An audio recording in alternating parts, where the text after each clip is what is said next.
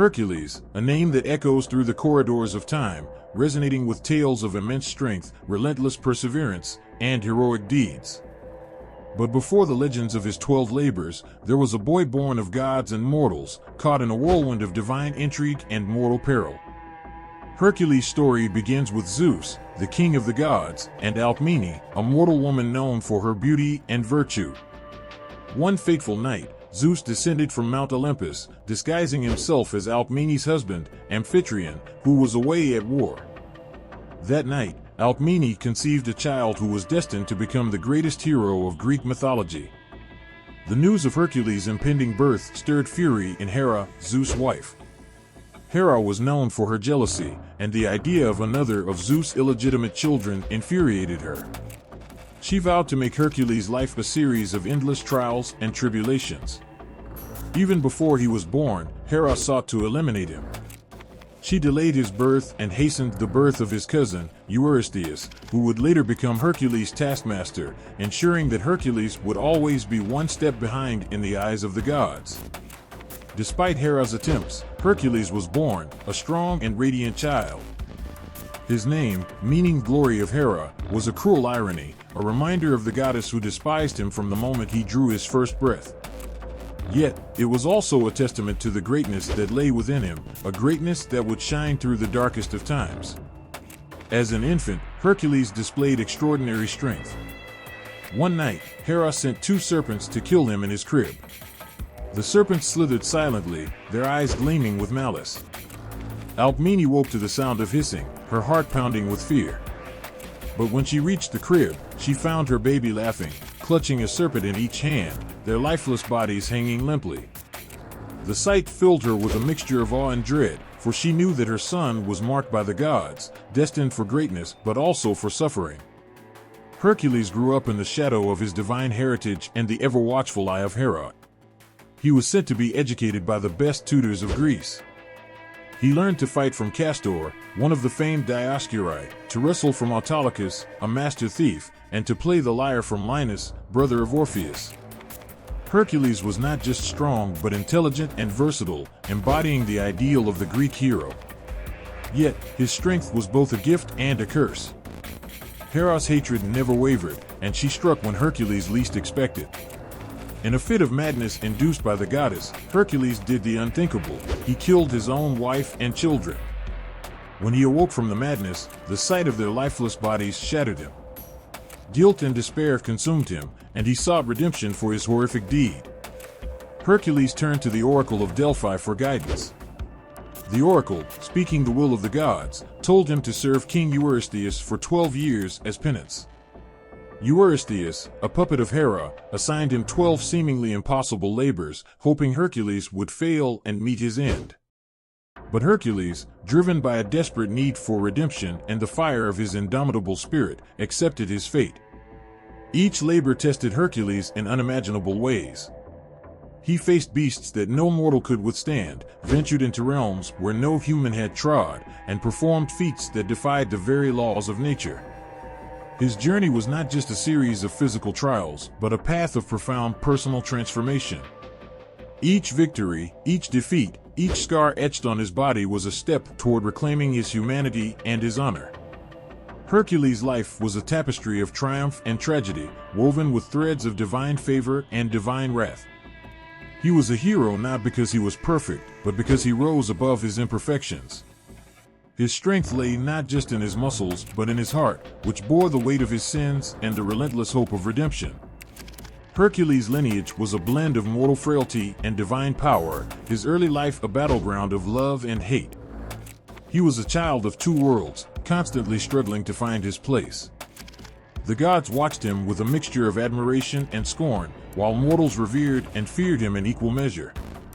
In every challenge he faced, and every monster he fought, Hercules carried the burden of his dual heritage, striving to prove that he was more than the sum of his parts.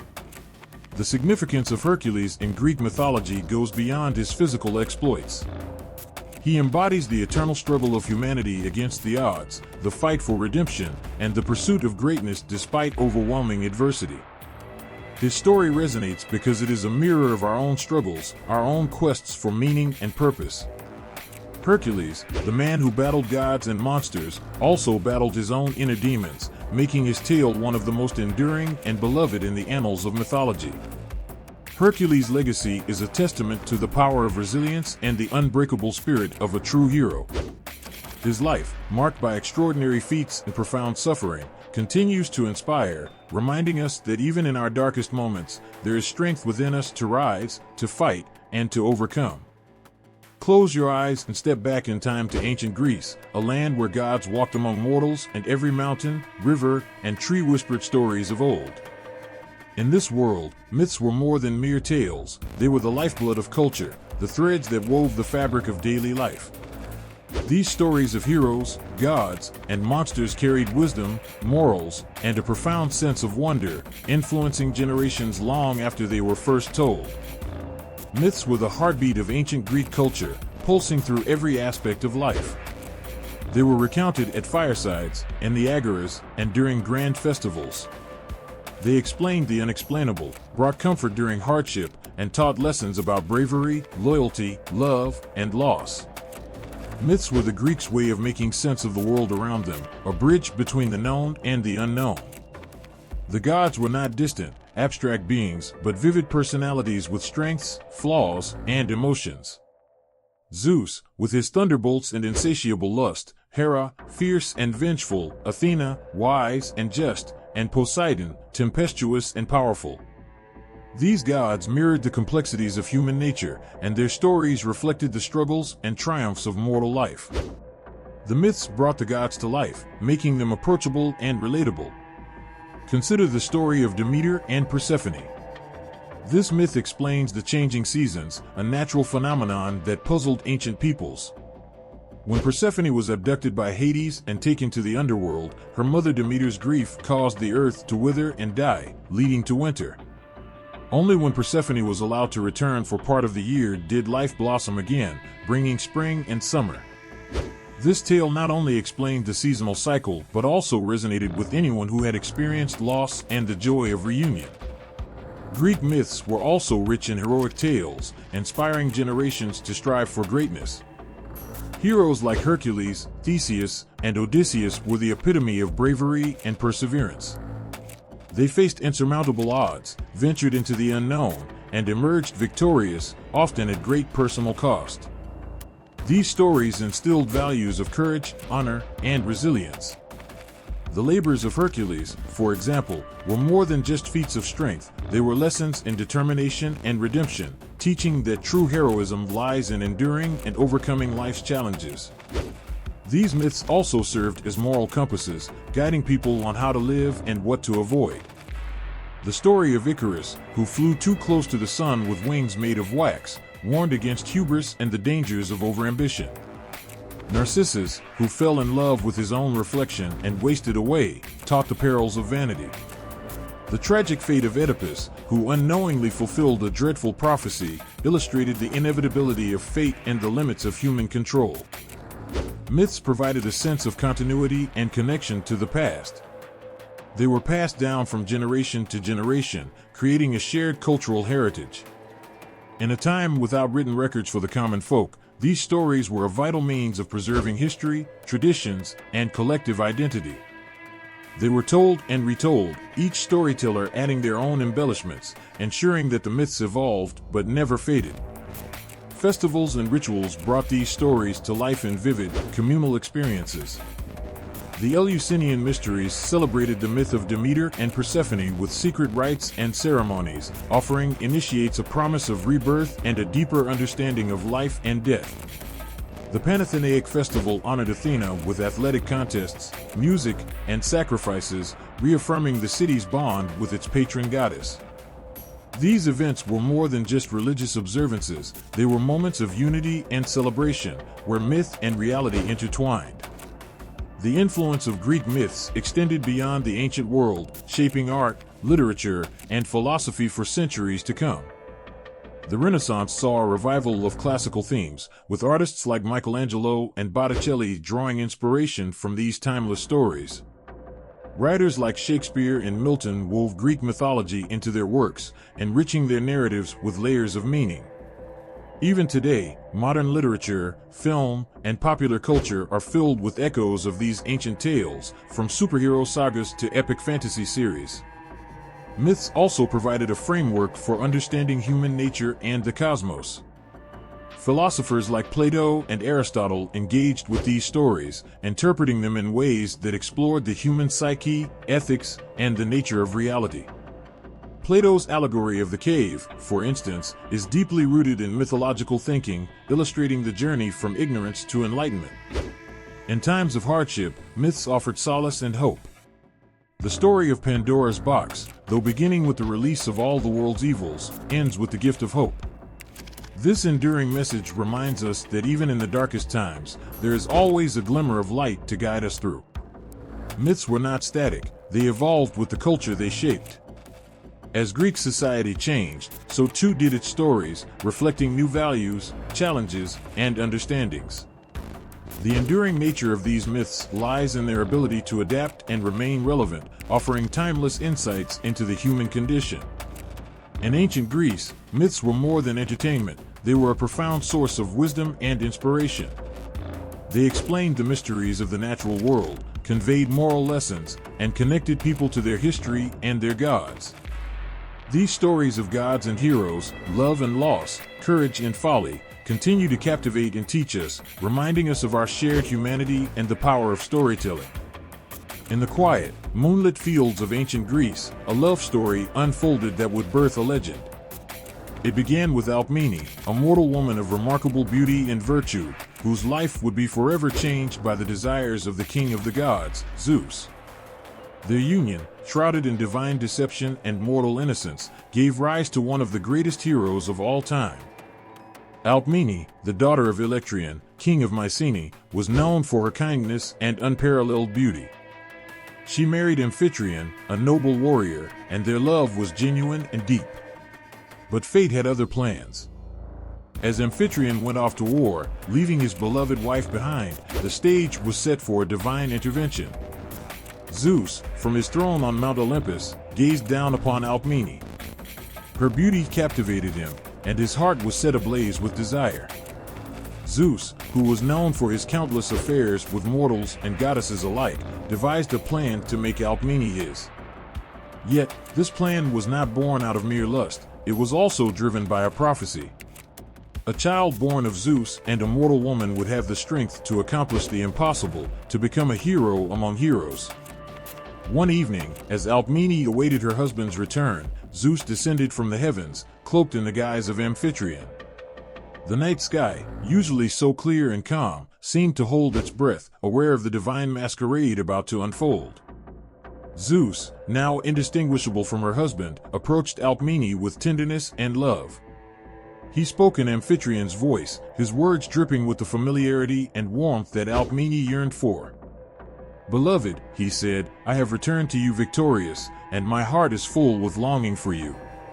Alcmene, her eyes shining with joy and relief, welcomed who she believed to be her husband with open arms.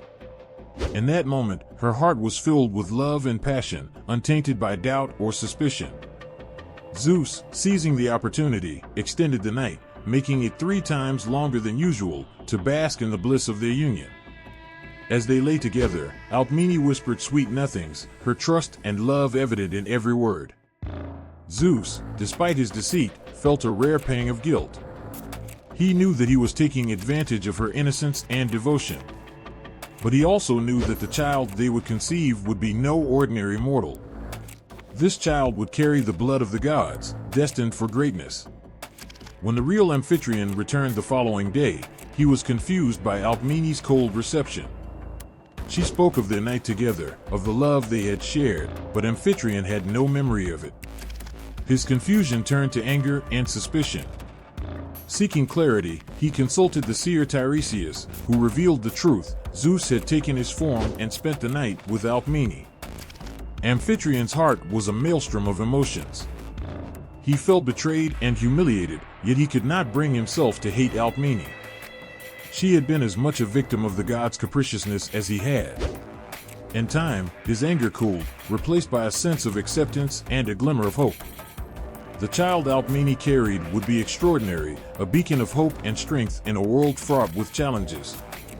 As Alcmene's pregnancy progressed, the atmosphere was tinged with both anticipation and dread. Hera, Zeus's wife, discovered the affair and, as expected, her jealousy ignited. She despised Zeus's infidelities and took her wrath out on the innocent.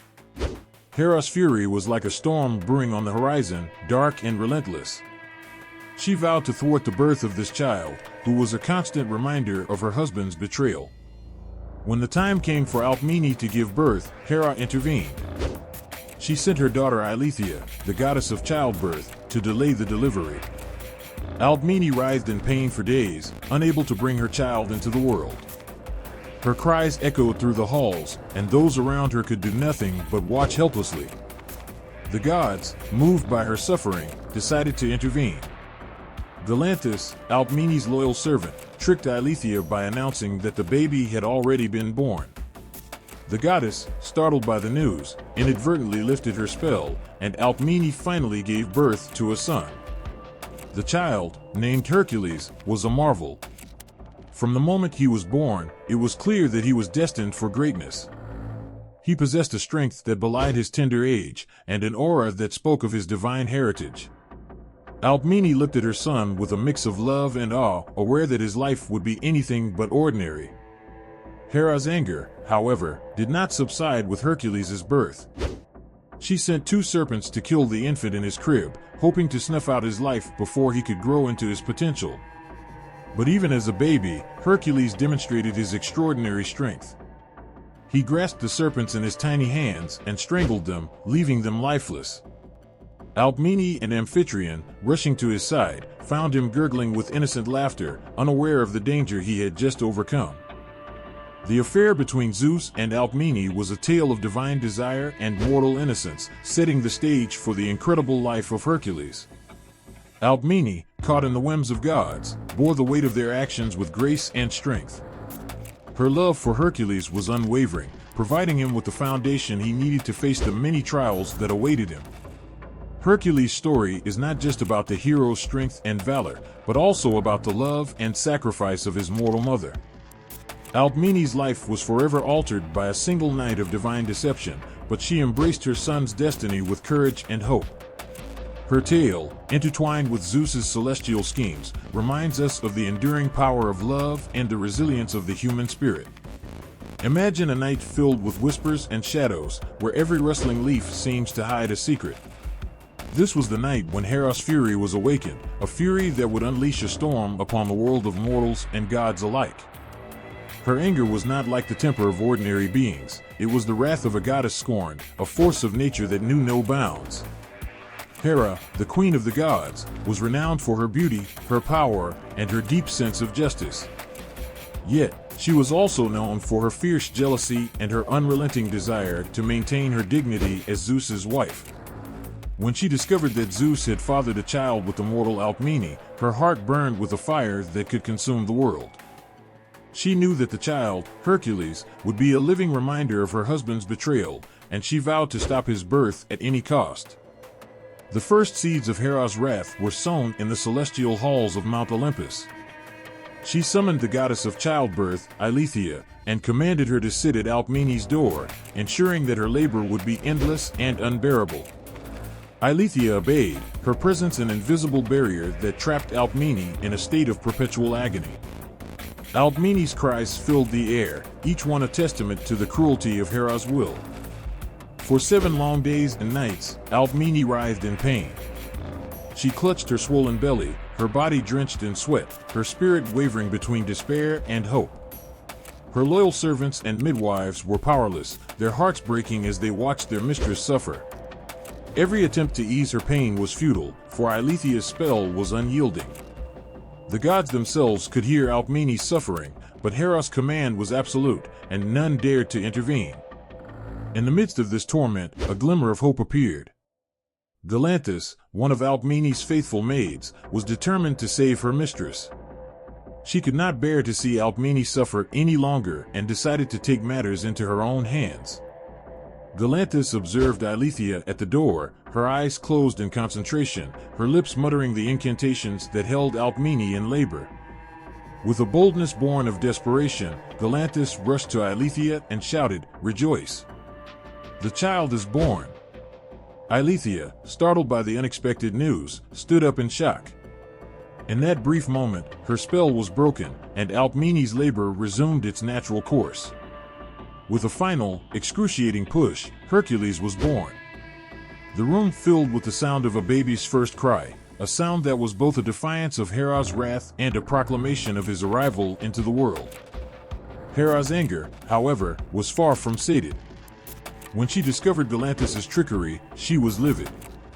She transformed the brave maid into a weasel, condemning her to scurry through life in the shadows. Yet, even this act of vengeance could not undo what had been done. Hercules, the son of Zeus, had been born, and his presence in the world was a testament to the power of determination and the resilience of the human spirit. But Hera's wrath did not end with the birth of Hercules. She knew that his existence would forever remind her of Zeus's infidelity, and she could not bear to let him grow up unscathed. From the very beginning, she plotted ways to end his life. On the night of his birth, she sent 2 serpents to his cradle, hoping that the deadly creatures would snuff out his life before it truly began. Yet, even as a baby, Hercules displayed the strength that would become his legend. As the serpents slithered closer, their tongues flicking with anticipation, the infant Hercules awoke. Without a hint of fear, he reached out with his tiny hands and grasped the serpents by their necks. The creatures writhed and hissed, but Hercules' grip was like iron. He strangled them with ease, their lifeless bodies a silent testimony to his incredible power. Hera's fury only grew with each failed attempt to destroy Hercules. As he grew older, she continued to cast obstacles in his path, each one more treacherous than the last. She turned his own mind against him, driving him into a fit of madness that led him to commit unspeakable acts. In his madness, Hercules killed his wife and children, a tragedy that shattered his heart and soul. When he finally regained his senses, the horror of what he had done drove him to seek redemption, a quest that would lead him to perform the 12 labors, each one a monumental challenge designed to break him. Throughout his life, Hera's shadow loomed over Hercules. Her wrath was a constant companion, a reminder of the divine enmity he could never escape. Yet, it was this very wrath that shaped him into the hero he became. Each trial, each hardship, each moment of suffering forged his character, imbuing him with a strength that was more than physical. It was the strength of spirit, the resilience of a soul that refused to be broken, no matter how fierce the storm. In the end, Hera's attempts to destroy Hercules only served to make him stronger. Her wrath, while relentless and fearsome, could not extinguish the light that burned within him. Hercules' life was a testament to the power of perseverance and the enduring nature of hope. Through every trial and tribulation, he emerged not just as a hero, but as a symbol of what it means to rise above adversity, to face the gods themselves, and to carve out one's destiny with courage and resolve. In the stillness of a moonlit night, when the world seemed to hold its breath, a miracle lay sleeping in a humble crib. Little Hercules, born of Zeus and the mortal Alcmene, slept peacefully, unaware of the divine tempest swirling around his innocent form. But even in the cradle, his fate was bound to the jealousy and wrath of Hera, the powerful queen of the gods. From the moment Hercules took his first breath, Hera's rage was palpable. She saw in him not just a child, but a living reminder of Zeus's betrayal. Her heart burned with a fire that demanded retribution, and she was determined to end Hercules' life before he could grow into his destiny. She hatched a plan, one that would unfold in the silent hours of the night, a plan involving deathly serpents. As the household slept, Hera summoned 2 serpents, creatures of malice and lethality. With scales that shimmered in the moonlight and eyes that glowed with a predatory gleam, they slithered silently through the shadows, their sinister intent clear. They moved with the grace of shadows, their forked tongues flickering in and out as they sought their prey, the infant Hercules. Inside, Alcmene lay in a deep, exhausted sleep, the trials of childbirth still weighing heavily upon her. The house was quiet, save for the soft, rhythmic breathing of its inhabitants. But the peace of the night was a fragile thing, soon to be shattered by Hera's vengeful act. The serpents found their way to Hercules' crib, their bodies coiling and uncoiling with deadly precision. They slipped through the wooden bars and approached the sleeping child. To Hera, this would be a swift and silent end to the threat he posed. But the gods themselves seemed to watch with bated breath, for this child was no ordinary mortal. As the serpents reared back, preparing to strike, something extraordinary happened. Hercules, barely more than an infant, opened his eyes. There was no fear in those eyes, only an unspoken awareness, a silent understanding of the danger that loomed. His tiny hand shot out with a speed that defied his age. He grasped each serpent by the neck, his grip ironclad. The serpents writhed and twisted, their bodies thrashing wildly, but Hercules' strength was unyielding. With a fierce determination, he tightened his hold, squeezing until the life drained from their bodies. The hissing grew faint, then silent, as the serpents fell limp in his grasp. Alcmene awoke to the strange silence. She hurried to her son's crib, heart pounding with maternal dread. But the sight that met her eyes was one she would never forget, her baby boy, smiling and cooing, the lifeless serpents still clutched in his chubby hands. Tears of relief and awe filled her eyes as she scooped him into her arms, whispering words of love and wonder. The news of Hercules' miraculous feat spread quickly. To the people of Thebes, it was a sign. This child, born of a mortal woman but sired by Zeus, was destined for greatness. His strength, even as an infant, was proof that he was favored by the gods, marked by an extraordinary destiny. Hercules' early displays of strength did not end with the serpents. As he grew, his power only became more evident. By the time he was a young boy, he was performing feats that left those around him in awe. He could lift boulders that took several men to move and outrun the fastest horses in the stable. His laughter was a joyous sound, a reminder that beneath the might and the muscles, he was still just a child, innocent and pure-hearted. One day, while tending the flocks, young Hercules encountered a lion that had been terrorizing the countryside. The beast was massive, its roar a sound of pure terror that echoed through the hills. But where others saw a deadly predator, Hercules saw a challenge. With a courage far beyond his years, he faced the lion. The struggle was fierce, the lion's claws and teeth deadly, but Hercules, with his divine strength, managed to overpower the beast, emerging victorious. The people of Thebes watched in amazement as Hercules carried the lion's carcass over his shoulders, a triumphant smile on his face. It was a sight that cemented his place in their hearts and minds as a hero in the making.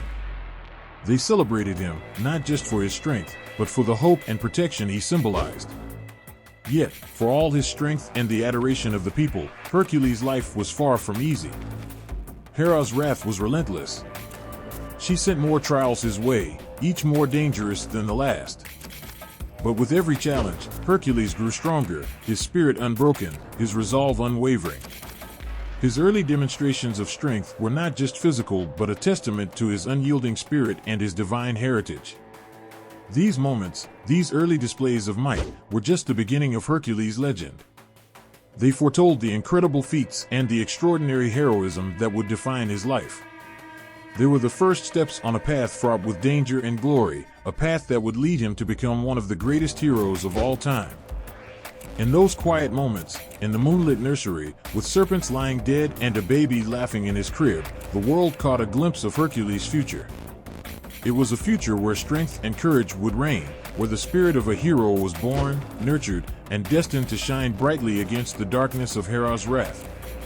The sun rose over the hills of ancient Greece, casting its golden glow on a young boy destined for greatness.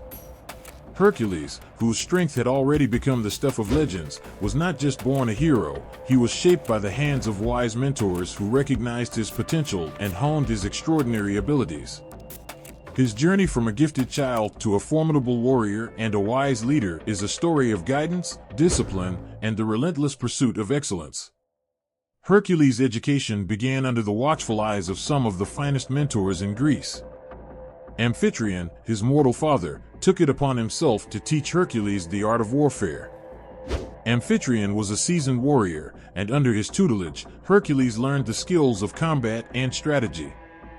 Day after day, They trained in the sun-drenched fields, where Amphitryon taught his son the use of weapons, the importance of discipline, and the courage required on the battlefield. Despite his divine strength, Hercules' greatest weapon was his relentless determination. Amphitryon often said, "Strength alone does not make a warrior, but the heart and mind do." This wisdom guided Hercules as he trained tirelessly, his muscles growing stronger, his reflexes sharper, and his spirit more resolute. Yet, Hercules' education was not limited to the physical realm.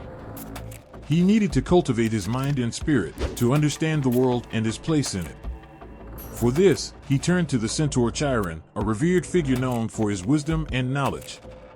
Chiron was not just a teacher, he was a beacon of guidance and compassion. In his secluded mountain cave, Chiron imparted lessons on philosophy, ethics, and the natural world. Under Chiron's mentorship, Hercules learned about the stars and their movements, the healing properties of herbs, and the stories of the gods and heroes who had come before him.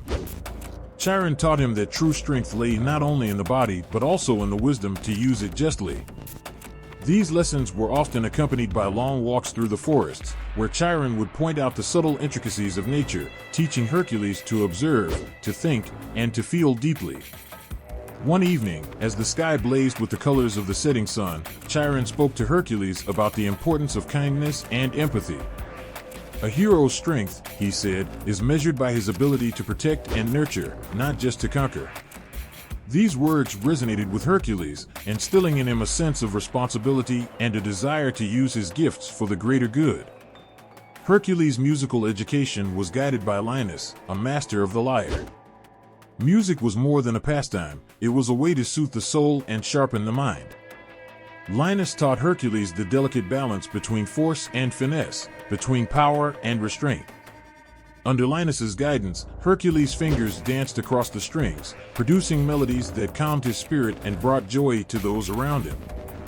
However, this mentorship also taught him a harsh lesson in the consequences of uncontrolled strength. In a moment of anger, Hercules accidentally killed Linus.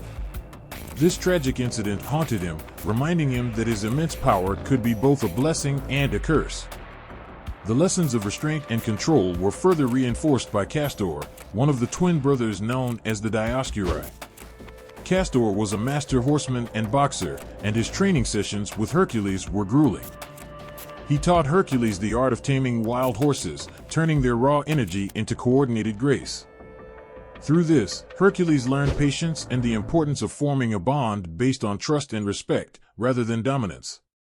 In boxing, Castor emphasized agility and precision over brute strength. Hercules learned to anticipate his opponent's moves, to use his mind as much as his body. These lessons were vital, teaching him that true power lay in knowing when to strike and when to hold back. Every punch thrown and every dodge made was a testament to the delicate balance between aggression and control. Throughout these formative years, Hercules also learned from his own experiences and from the world around him. He often ventured into the wild, seeking to understand the land he would one day protect. He observed the animals, learning from their instincts and behaviors. He watched the farmers toil in their fields, understanding the value of hard work and the strength found in perseverance. One day, while Hercules was out exploring, he encountered a group of villagers struggling to lift a fallen tree. Without hesitation, he stepped in, lifting the massive trunk with ease and setting it aside. The villagers' gratitude filled his heart with a profound sense of purpose. He realized that his strength was not just for grand battles or mythical beasts, but for the everyday acts of kindness and support that made a community strong. These experiences, coupled with the wisdom of his mentors, shaped Hercules into a hero not just of muscle, but of character. His strength was tempered with humility, his courage with compassion. Each lesson learned was a step closer to the man he was destined to become. Hercules' early life was a tapestry woven with threads of strength, wisdom, and empathy. The guidance of his mentors, the challenges he faced, and the lessons he learned all contributed to his growth. They nurtured not only his physical prowess, but also his mind and spirit, preparing him for the trials that lay ahead. The boy who once strangled serpents in his crib grew into a man who could lift the burdens of the world, a hero whose true power lay in his heart.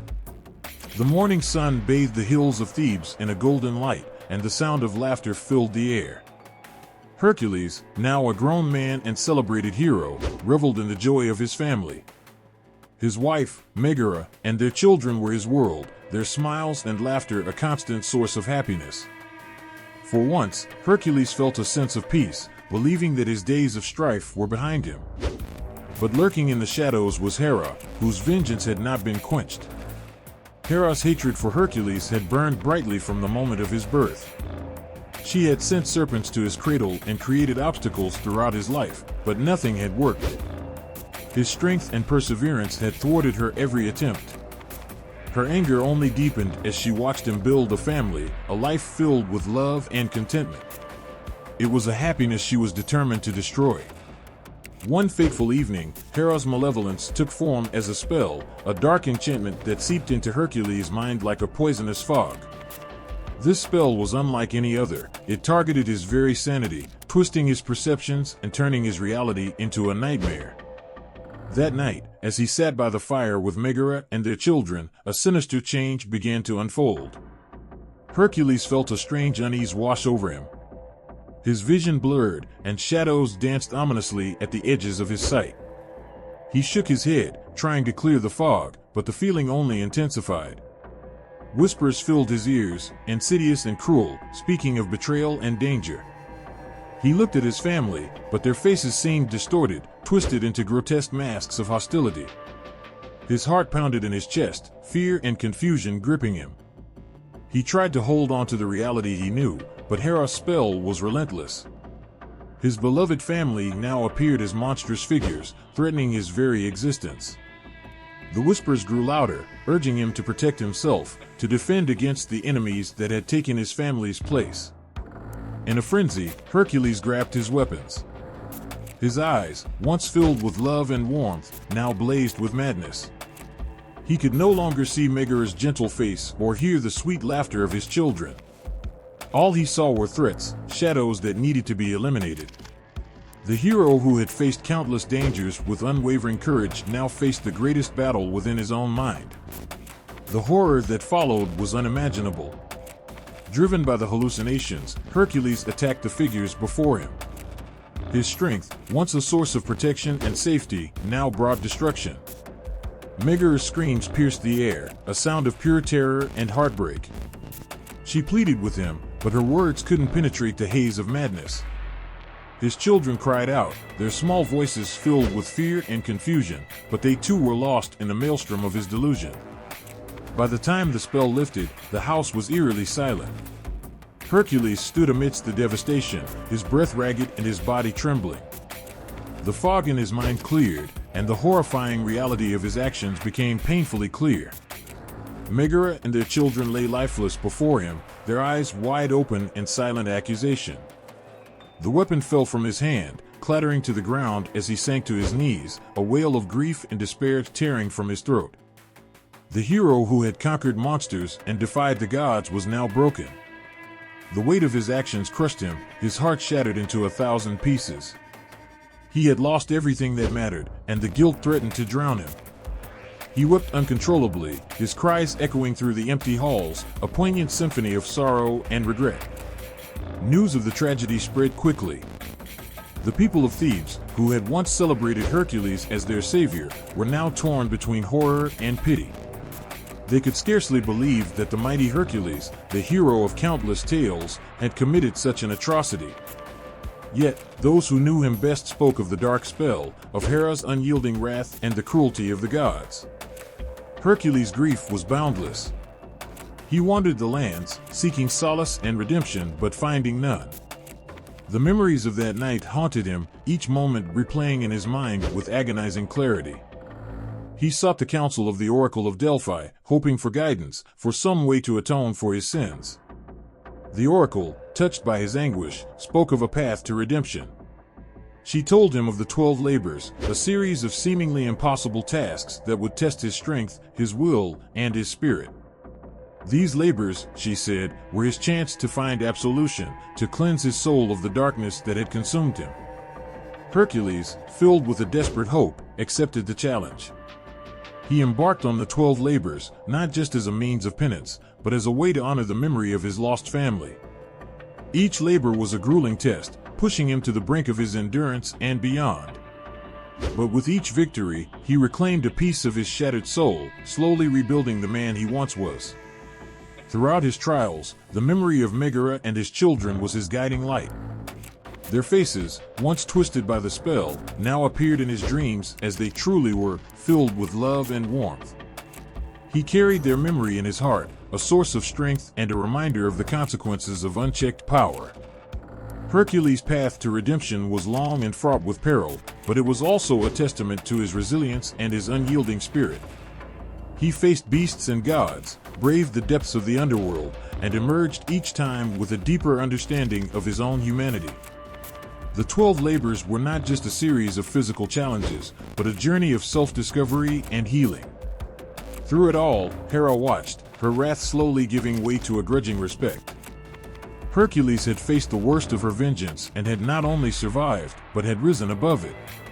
His strength, forged in the fires of unimaginable suffering, became a beacon of hope and courage for all who heard his tale. In the end, Hercules' story is not just one of heroism and might, but of redemption and the enduring power of love.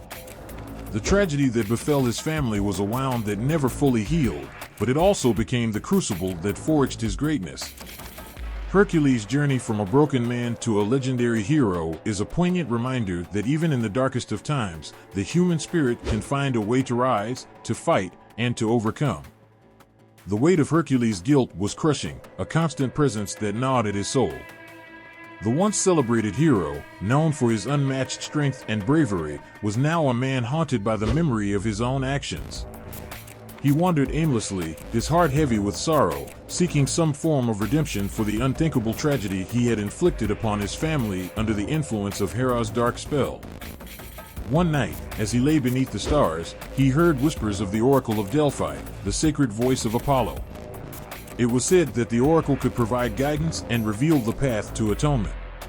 Clinging to this fragile hope, Hercules set out on a long and arduous journey to Delphi, his steps fueled by a desperate need for absolution. The road to Delphi was fraught with physical and emotional challenges. Hercules traversed rugged mountains, dense forests, and treacherous rivers, each step a testament to his unwavering determination. The landscape reflected his inner turmoil, wild, untamed, and unforgiving. His once powerful body, now gaunt from grief, moved with a resolve born of desperation.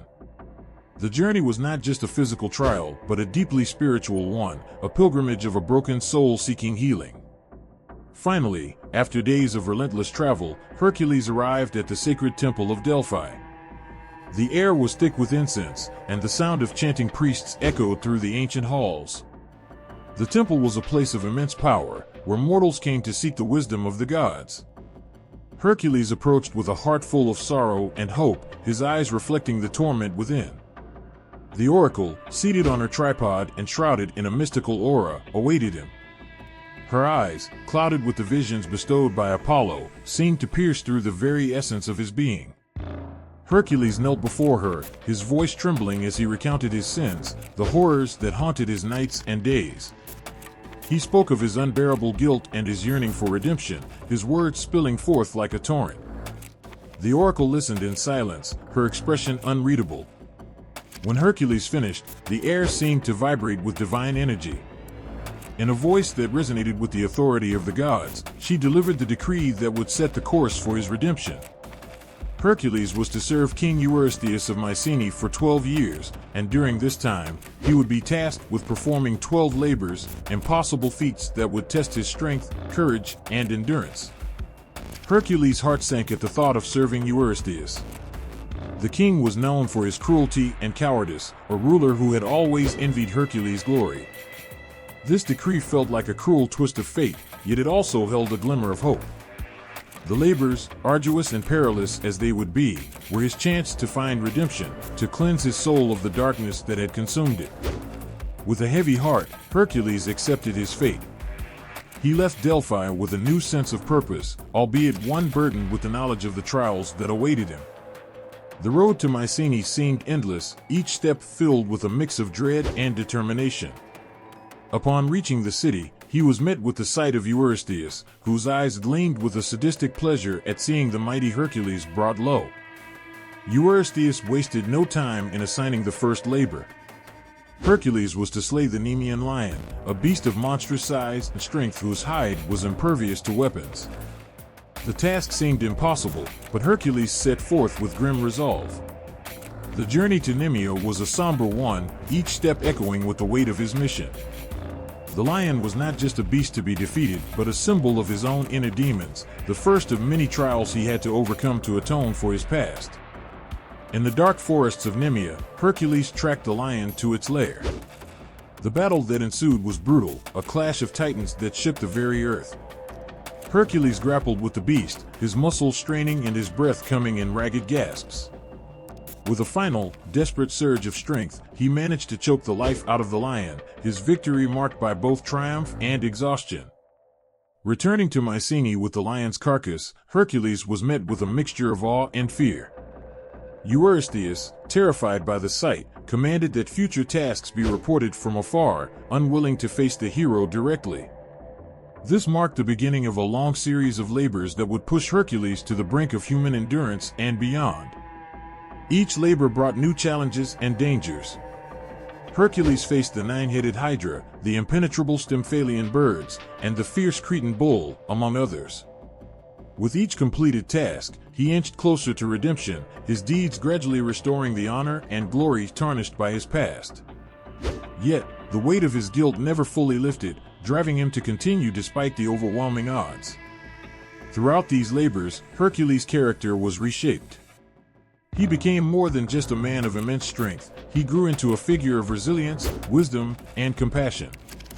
His experiences with the creatures and challenges set by Eurystheus taught him humility and empathy, making him a hero not just in deeds but in spirit. The journey to the Oracle of Delphi and the decree to serve Eurystheus marked a turning point in Hercules' life. It was a path of suffering and redemption, where each step and every labor was a testament to his unyielding will to atone for his past.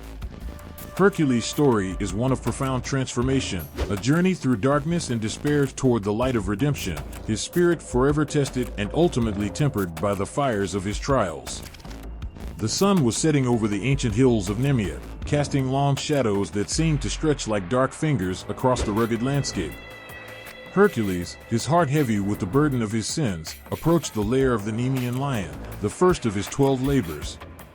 The lion was not just any beast, it was a monstrous creature whose hide was said to be invincible, impervious to any weapon. This task was a daunting one, yet Hercules knew he had to face it to begin his path to redemption. As he neared the entrance of the lion's cave, a chill ran down Hercules' spine. The air was thick with tension, and the silence was broken only by the distant cries of birds and the rustle of leaves in the wind. Hercules took a deep breath, his mind flooded with memories of his lost family and the horrors that had driven him to this moment. He tightened his grip on his club, the weight of his mission bearing down on him. Inside the cave, the darkness was impenetrable. Hercules' eyes struggled to adjust as he moved cautiously forward, his senses heightened. He could feel the presence of the beast, a malevolent force lurking in the shadows. Suddenly, a low growl echoed through the cavern, reverberating off the stone walls. The sound was more than just a warning, it was a harbinger of the fierce battle to come. With a roar that seemed to shake the very foundations of the earth, the Nemean lion leaped from the darkness, its massive form illuminated by the flickering torchlight. Hercules had faced many beasts before, but none as formidable as this. The lion's eyes burned with a feral intelligence, and its muscles rippled with raw power. Its golden fur seemed to shimmer, an impenetrable armor that defied all logic and nature. Hercules swung his club with all his might, aiming for the lion's head. The impact was tremendous, a blow that would have felled any ordinary beast. But the club shattered upon contact, splintering into pieces as if it had struck solid rock. The lion remained unscathed, its hide untouched by the force of Hercules' attack. It was a creature of legend, its skin a shield that no weapon could pierce. Undeterred, Hercules drew his sword and lunged at the lion, aiming for its vulnerable spots. But each strike was futile, the blade glancing off the lion's hide as though it were nothing more than a toy. The lion retaliated with savage ferocity, its claws slashing through the air with deadly precision. Hercules dodged and weaved, his heart pounding in his chest, the realization dawning that brute strength alone would not win this battle. The struggle raged on, a dance of life and death in the depths of the cave. Hercules' mind raced as he sought a strategy, a way to overcome the invincible hide that protected the beast. His thoughts turned to his mentors, to the wisdom they had imparted. Strength, they had taught him, was not just physical but also a matter of wit and resilience. In a moment of clarity, Hercules realized what he had to do. Abandoning his broken weapons, he charged at the lion, using his own body as a weapon. He grappled with the beast, his powerful arms encircling its neck. The lion roared in rage, its claws tearing at Hercules' flesh, but he held on, drawing on every ounce of his strength and determination. The struggle was intense, every muscle in Hercules' body screaming in protest. But he tightened his grip, choking the life from the beast with sheer force. The lion's roars turned to gasps, and finally, with a shuddering sigh, it collapsed. Hercules remained on the ground, his body trembling from the effort, the lion's lifeless form beside him. He had done it. He had conquered the beast not with weapons, but with his own indomitable will. Exhausted and bloodied, Hercules emerged from the cave, the lion's carcass slung over his shoulders. The people of Nemea watched in awe as he returned, their fear and reverence for the hero growing with every step. He had faced the impossible and emerged victorious, his first labor complete. But the victory was not just a physical one. As Hercules skinned the lion, he understood the symbolic nature of his task. The invincible hide, once a barrier, now became his protection. He fashioned a cloak from the lion's pelt, a reminder of the battle he had fought and won.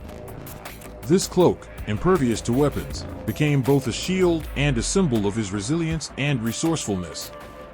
The story of Hercules and the Nemean lion is not merely a tale of strength, but one of courage, ingenuity, and the relentless pursuit of redemption.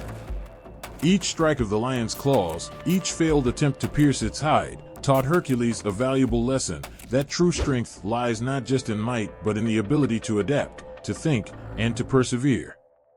Hercules' journey was far from over.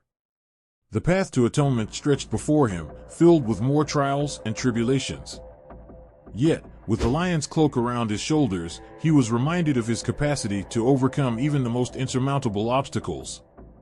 The memory of that night in the cave, the sight of the invincible beast brought down by human will, became a beacon of hope and determination. As he continued on his labors, Hercules carried with him the lessons learned from the Nemean lion. Each new challenge was met with a blend of strength and strategy, courage and compassion. The hero who had once been driven by guilt and despair found within himself a wellspring of resilience, a testament to the enduring power of the human spirit. In the annals of Greek mythology, the tale of Hercules and the Nemean lion stands as a powerful reminder that even the most formidable challenges can be overcome with ingenuity and perseverance.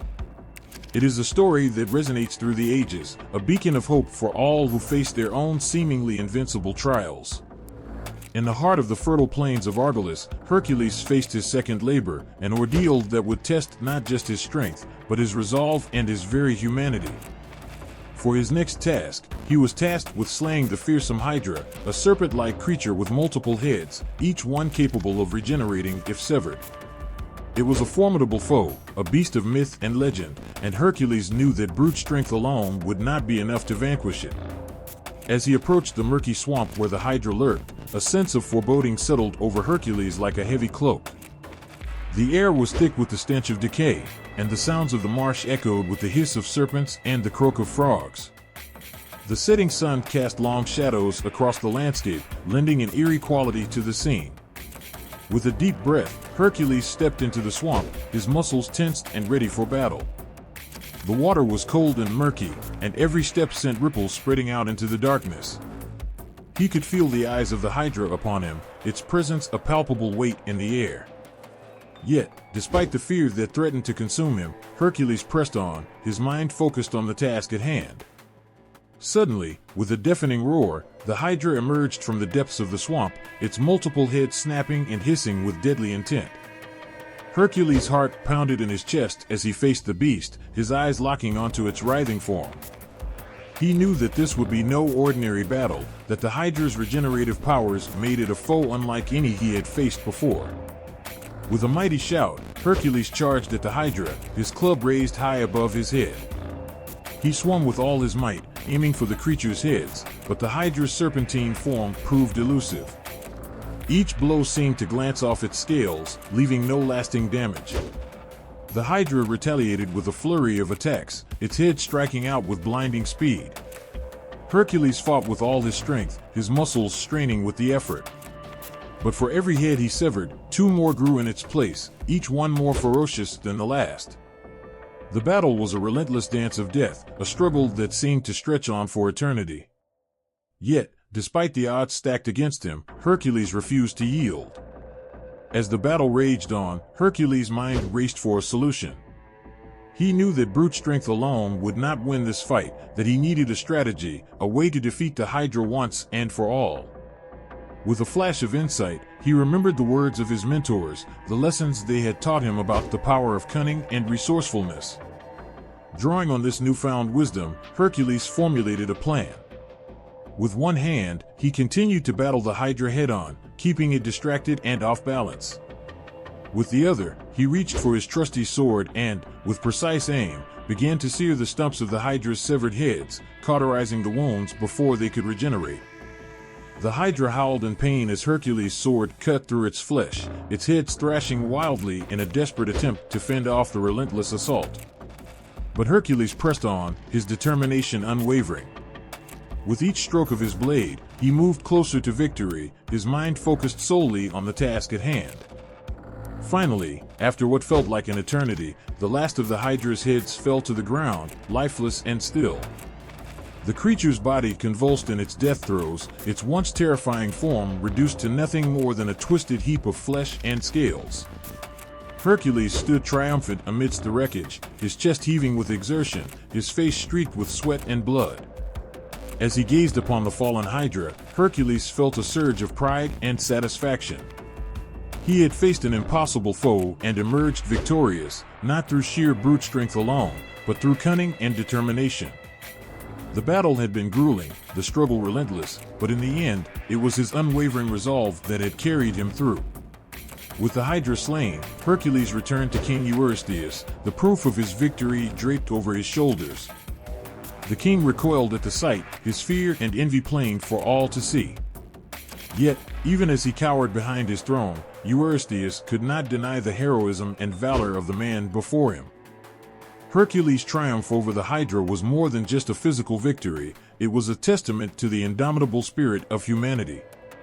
In the face of impossible odds, he had risen to the challenge, proving that true strength lies not just in muscle and sinew, but in the courage to persevere in the face of adversity. And as he stood amidst the wreckage of the battlefield, Hercules knew that no matter what trials lay ahead, he would face them with the same unwavering determination that had carried him through the darkest of nights. In the heart of the rugged hills of Nemea, a tale of triumph and transformation unfolded, a story that would forever be etched into the annals of Greek mythology. It was here that Hercules faced his first labor, a seemingly insurmountable challenge that would set the stage for his legendary journey of redemption. His task? To slay the fearsome Nemean lion, a beast of unmatched ferocity whose hide was said to be impervious to any weapon. As Hercules stood before the lion's lair, his heart pounded with anticipation and dread. The air was thick with tension, and the scent of danger hung heavy in the air. Yet, despite the overwhelming odds stacked against him, Hercules pressed on, his mind focused on the task at hand. He knew that this would be no ordinary battle, that the lion's invincible hide would require more than just brute strength to overcome. With a roar that shook the very earth, the Nemean lion emerged from the shadows, its golden mane bristling with primal fury. Hercules met its gaze with steely resolve, his muscles coiled like a spring, ready to unleash their full power. The lion lunged, its jaws snapping like steel traps, but Hercules was ready. With lightning reflexes, he sidestepped the beast's attack, his club poised to strike. The battle that followed was a symphony of violence and chaos, a clash of titans that echoed through the hills. The lion roared and snarled, its claws slashing through the air with deadly precision. Yet, with each blow, Hercules fought back with unyielding determination, his muscles straining against the weight of the beast. As the battle raged on, Hercules felt a surge of adrenaline course through his veins. His senses were heightened, his mind razor-sharp as he sought out weaknesses in the lion's defenses. And then, in a moment of divine inspiration, he saw it, the lion's vulnerable underbelly, exposed and unprotected. With a mighty shout, Hercules charged forward, his club swinging with all the force of a thunderbolt. The lion roared in pain as the blow landed true, its hide no match for Hercules' sheer strength. With a final, resounding thud, the beast fell to the ground, its lifeblood staining the earth crimson. As Hercules stood victorious amidst the wreckage of the battlefield, a sense of awe and wonder washed over him. He had faced the impossible and emerged triumphant, his courage and determination shining like a beacon in the darkness. But it was not just the victory that filled him with pride, it was what he had achieved with it. For as Hercules surveyed the fallen lion, an idea began to take shape in his mind. He knew that the lion's hide was more than just a trophy, it was a symbol of his strength and resilience, a testament to his ability to overcome even the most formidable obstacles. And so, with reverence and gratitude, he set about skinning the beast, his hands moving with practiced precision.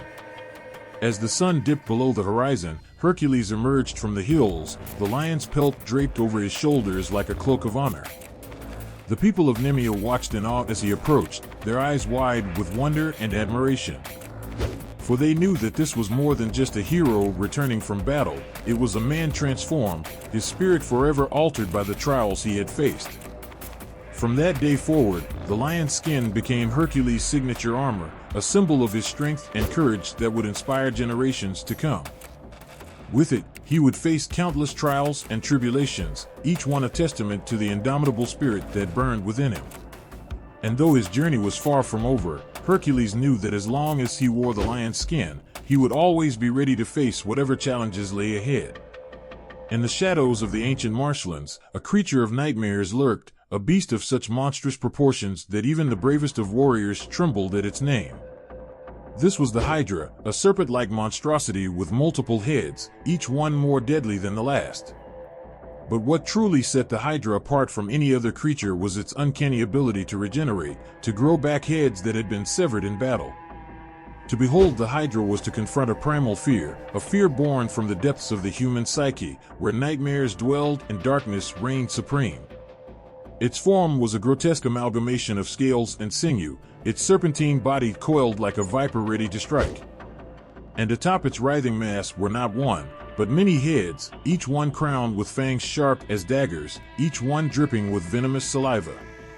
But it was not just the Hydra's appearance that inspired terror, it was the knowledge of what it could do. For when faced with a threat, the Hydra would lash out with its many heads, striking with lethal precision. And if by some miracle one of its heads was severed, two more would grow in its place, each one more ferocious than the last. This was the Hydra's greatest strength, and its most horrifying aspect. For no matter how many heads were severed, the creature would continue to regenerate, its endless cycle of growth and destruction a testament to its unnatural power. It was a force of nature, a living embodiment of chaos and destruction that struck fear into the hearts of all who beheld it. Yet, amidst the horror and despair, there was a glimmer of hope, a single ray of light that pierced the darkness. For as terrifying as the Hydra was, it was not invincible. It had weaknesses, vulnerabilities that could be exploited by a cunning and resourceful foe. And so, brave souls dared to venture into the marshlands, armed with weapons and courage, their hearts filled with determination. They faced the Hydra head-on, their blades flashing in the dim light as they fought tooth and nail against the beast. Each severed head was a victory, a small triumph in the face of overwhelming odds. But the Hydra was relentless, its regenerative ability a constant threat. For every head that was severed, two more grew in its place, each one more determined to claim the lives of those who dared to challenge it. And so the battle raged on, a never-ending cycle of death and rebirth that seemed to stretch on for eternity. Yet, amidst the chaos and despair, there was a glimmer of hope, a single ray of light that pierced the darkness. For there were those who dared to defy the Hydra, who refused to bow to its tyranny. And though the odds were stacked against them, they fought on with unwavering resolve, their spirits unbroken by the horrors they faced. For in the end, it was not just the Hydra's regenerative ability that defined it, it was the courage and resilience of those who dared to stand against it. And though the battle may have been long and arduous, it was a battle worth fighting, a battle for freedom, for justice, for the very soul of humanity. In the realm of ancient Greece, where legends walked among mortals and heroes rose to challenge the gods themselves, there was one name that echoed through the ages. A name that struck fear into the hearts of tyrants and inspired hope in the hearts of the oppressed. That name was Hercules, the greatest hero of them all, whose deeds of valor and strength were sung in taverns and whispered in hushed tones around campfires. But even the mightiest of heroes could not face every challenge alone. And so it was that when Hercules stood before the fearsome Hydra, a creature of nightmare and legend, he knew that he would need more than just his strength to emerge victorious. He needed a strategy, a plan of attack that would exploit the creature's weaknesses and turn the tide of battle in his favor. Enter Iolaus, Hercules' nephew and trusted companion, a young man whose courage and ingenuity matched that of his famous uncle. Together, they faced the Hydra head-on, their hearts filled with determination and their minds ablaze with the fire of battle. For Iolaus knew that brute strength alone would not be enough to defeat the Hydra. They needed a plan, a strategy that would give them the upper hand against the creature's regenerative ability. And so it was that Iolaus devised a plan that would test their wits as well as their strength. As Hercules faced the Hydra head-on, Iolaus circled around to its flank, his eyes scanning the battlefield for any sign of weakness. And then, with a shout that rang out like a clarion call, he struck, a swift and decisive blow that severed one of the Hydra's heads before it could react. But this was just the beginning. For even as the Hydra's severed head fell to the ground, Iolaus was ready with his next move. With lightning speed, he plunged his sword into the stump of the Hydra's neck, cauterizing the wound and preventing another head from sprouting in its place. It was a move born of desperation and determination, a move that would ultimately turn the tide of battle in their favor.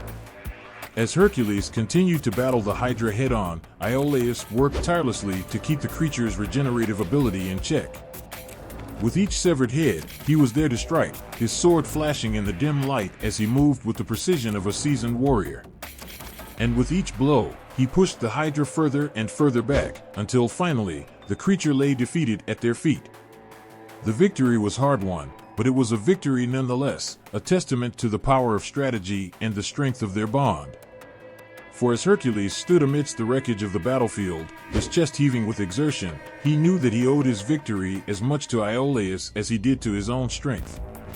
And as he clasped his nephew's hand in gratitude, he knew that together, they were truly unstoppable. In the days that followed, Hercules and Iolaus became legends in their own right, their names spoken with reverence and awe by all who heard them. For they had faced the Hydra and emerged victorious, their courage and cunning shining like beacons in the darkness. And though their journey was far from over, they faced the challenges that lay ahead with renewed determination and unwavering resolve.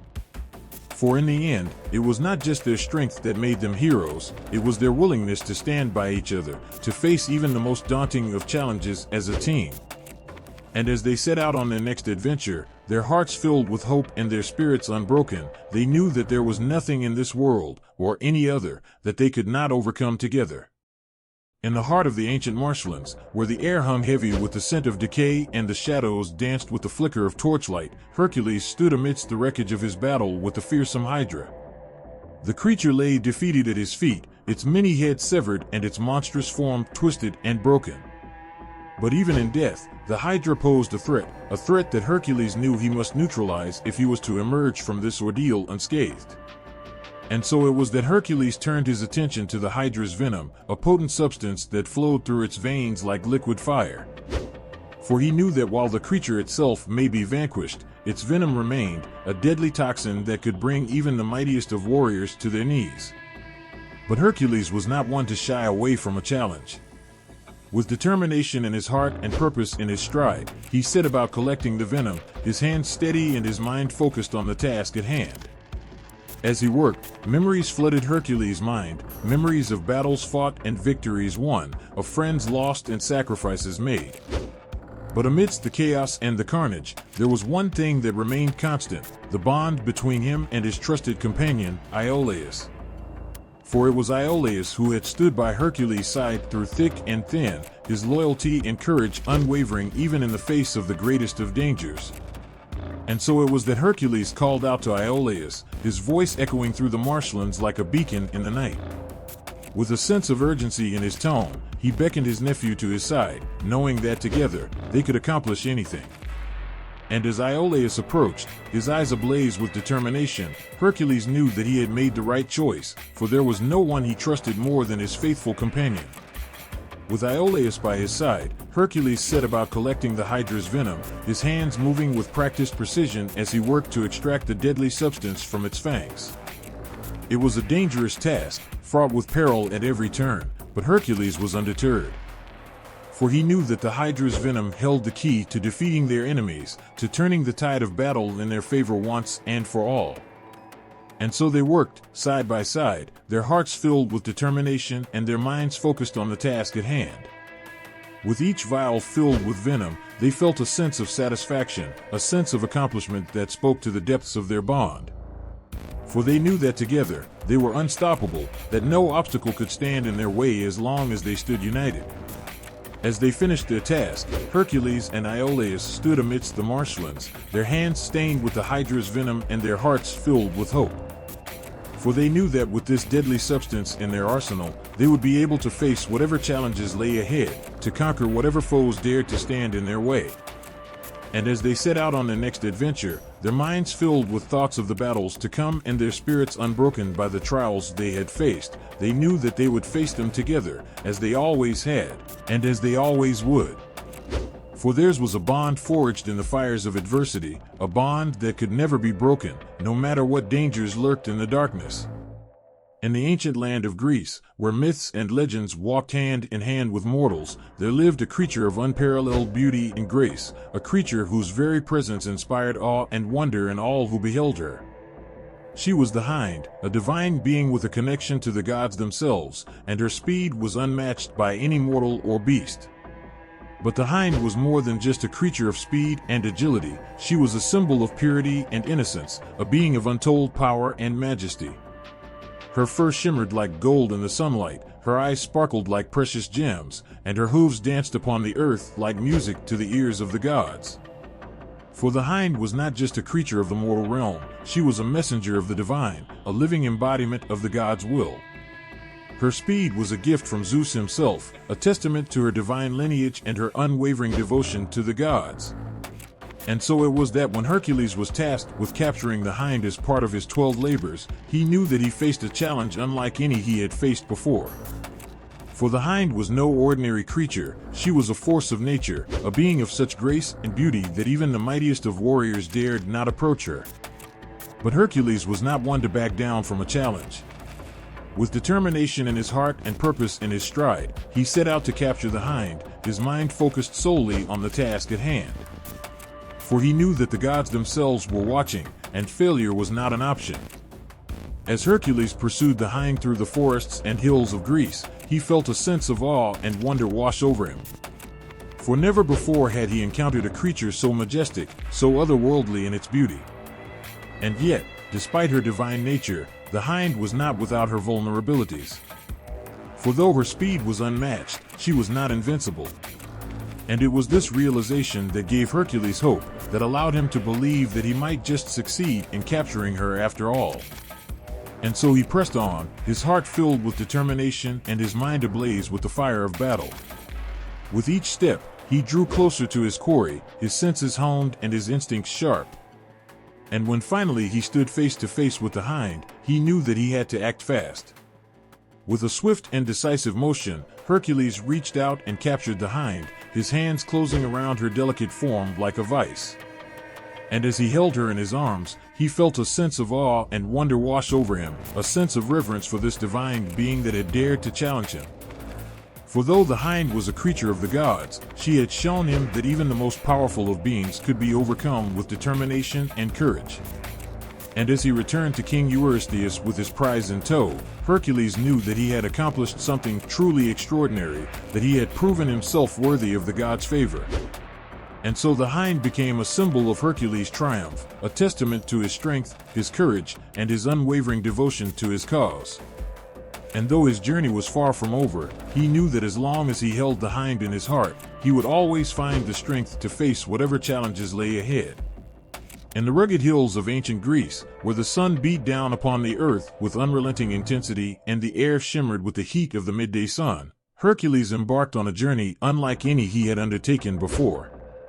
His mission was clear: to capture the elusive hind, a creature of unparalleled beauty and speed whose very presence inspired awe and wonder in all who beheld her. But as Hercules soon discovered, this would be no easy task. From the moment he set foot in the forest, Hercules felt a sense of urgency wash over him, a sense that time was of the essence, and that every moment wasted brought him one step closer to failure. And so he pressed on, his heart filled with determination and his mind focused solely on the task at hand. As he pursued the hind through the dense underbrush, Hercules felt a thrill of excitement course through his veins. For he knew that this was no ordinary chase. This was a battle of wills, a test of strength and endurance that would push him to the very limits of his abilities. With each step, Hercules drew closer to his quarry, his senses honed and his instincts sharp. He could hear the sound of the hind's hooves pounding against the earth, the rhythmic beat of her heart echoing through the forest like a drum. And though the distance between them seemed insurmountable, Hercules refused to be deterred. Through valleys and over mountains, across rivers and through forests, Hercules chased the hind with unyielding determination. He pushed himself to the brink of exhaustion, his muscles burning with the effort of his pursuit. But still he pressed on, driven by a single-minded determination to capture his quarry at any cost. And as the sun began to dip below the horizon, casting long shadows across the landscape, Hercules felt a surge of adrenaline course through his veins. For he knew that he was closing in on the hind, that victory was within his grasp, if only he could reach out and seize it. With one final burst of speed, Hercules surged forward, his heart pounding in his chest and his breath coming in ragged gasps. And then, just when he thought he could go no further, he saw her, a flash of gold and silver amidst the trees, a blur of motion that seemed to defy the very laws of nature. With a mighty shout, Hercules launched himself forward, his arms outstretched and his eyes fixed on his quarry. And in that moment, as he reached out to capture the hind, he felt a sense of triumph unlike any he had ever known, a sense of victory that filled him with pride and joy. For though the chase had been long and arduous, it had been worth it in the end. For Hercules had proven himself worthy of his title as the greatest hero of them all, a hero whose courage and determination knew no bounds. And as he stood amidst the wreckage of the forest, his chest heaving with exertion and his face streaked with sweat, he knew that there was nothing in this world, or any other, that he could not accomplish, as long as he set his mind to it. In the heart of the ancient forests, where the trees whispered secrets and the air was thick with the scent of moss and earth, Hercules found himself face to face with the elusive hind, a creature of divine beauty and unparalleled speed. But capturing her was no easy task, for she was not just a mere animal, but a symbol of purity and innocence, a being of untold power and majesty. As Hercules stood before the hind, he felt a sense of awe and wonder wash over him, a sense of reverence for this magnificent creature that had dared to challenge him. For though she was but a hind, she possessed a grace and dignity that spoke of a deeper connection to the divine, a connection that Hercules knew he must respect if he was to succeed in his task. With determination in his heart and purpose in his stride, Hercules approached the hind, his hands outstretched in a gesture of peace. He knew that capturing her without causing harm would be no easy feat, but he was determined to try. For he understood that she was not his enemy, but a being to be respected and admired. And so, with careful movements and gentle words, Hercules began to coax the hind towards him, his voice soft and soothing like the gentle rustle of leaves in the breeze. He spoke to her of peace and friendship, of the bond that existed between all living creatures, and of his desire to capture her without causing harm. At first, the hind was wary, her eyes flickering with suspicion as she watched Hercules approach. But as he drew closer, she seemed to sense the sincerity in his words, and a look of understanding crossed her face. And in that moment, Hercules knew that he had won her trust, that she would allow him to capture her without resistance. With a sense of relief and gratitude, Hercules reached out and gently laid his hands upon the hind's golden fur, his touch light and reverent. And as he did, he felt a surge of emotion wash over him, a sense of awe and wonder at the beauty and majesty of the creature before him. But capturing the hind was only half the battle, for now Hercules faced the daunting task of placating the goddess Artemis, to whom the hind belonged. He knew that the goddess was fiercely protective of her sacred animals, and that any harm done to the hind would surely incur her wrath. And so, with the hind in his arms, Hercules set out to find Artemis, his heart heavy with apprehension. He knew that he would need to convince her of his good intentions, to prove to her that he had captured the hind out of respect and admiration, rather than greed or malice. As he approached the goddess's temple, Hercules felt a sense of trepidation wash over him, a sense of uncertainty at what lay ahead. But he pushed aside his doubts and pressed on, his determination unwavering as he entered the sacred grove. And there, amidst the ancient trees and crumbling ruins, he found Artemis, her presence radiant and awe-inspiring. With a sense of reverence, Hercules knelt before her, his eyes downcast and his heart filled with humility. "Great Artemis," he said, his voice trembling with emotion, "I come to you as a humble servant, seeking your forgiveness and your blessing. I have captured your sacred hind, not out of greed or malice, but out of respect and admiration for her beauty and grace. I ask that you look upon me with kindness, and that you grant me your favor."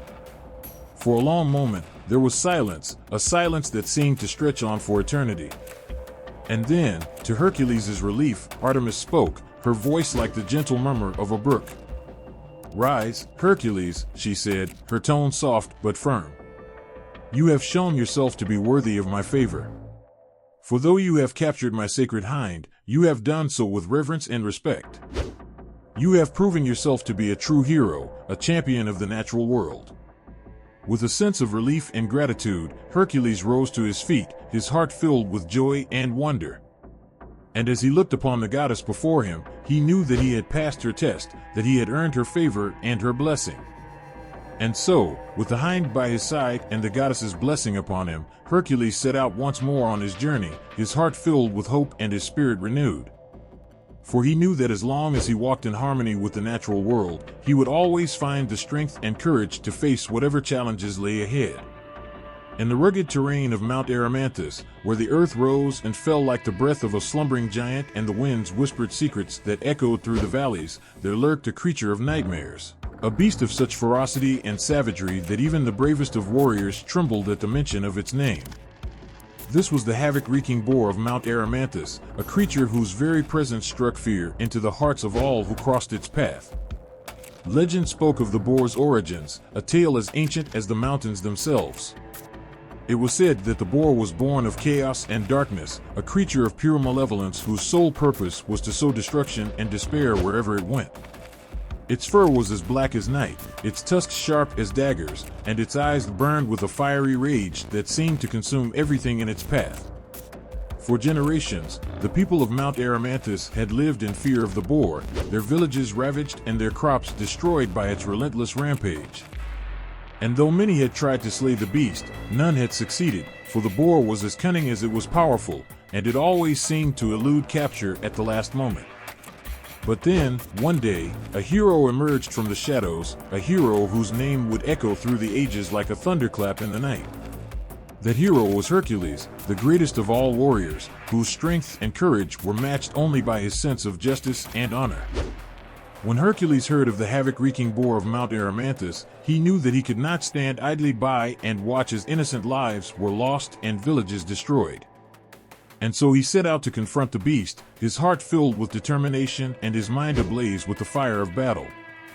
As Hercules ascended the slopes of Mount Erymanthus, he could feel the weight of the boar's presence hanging heavy in the air, a palpable sense of danger that seemed to seep into his very bones. But he pressed on, his senses alert and his instincts sharp, for he knew that the fate of the villagers depended on his success. And then, at last, he saw it, the havoc-wreaking boar of Mount Erymanthus, its massive form looming like a shadow against the rocky landscape.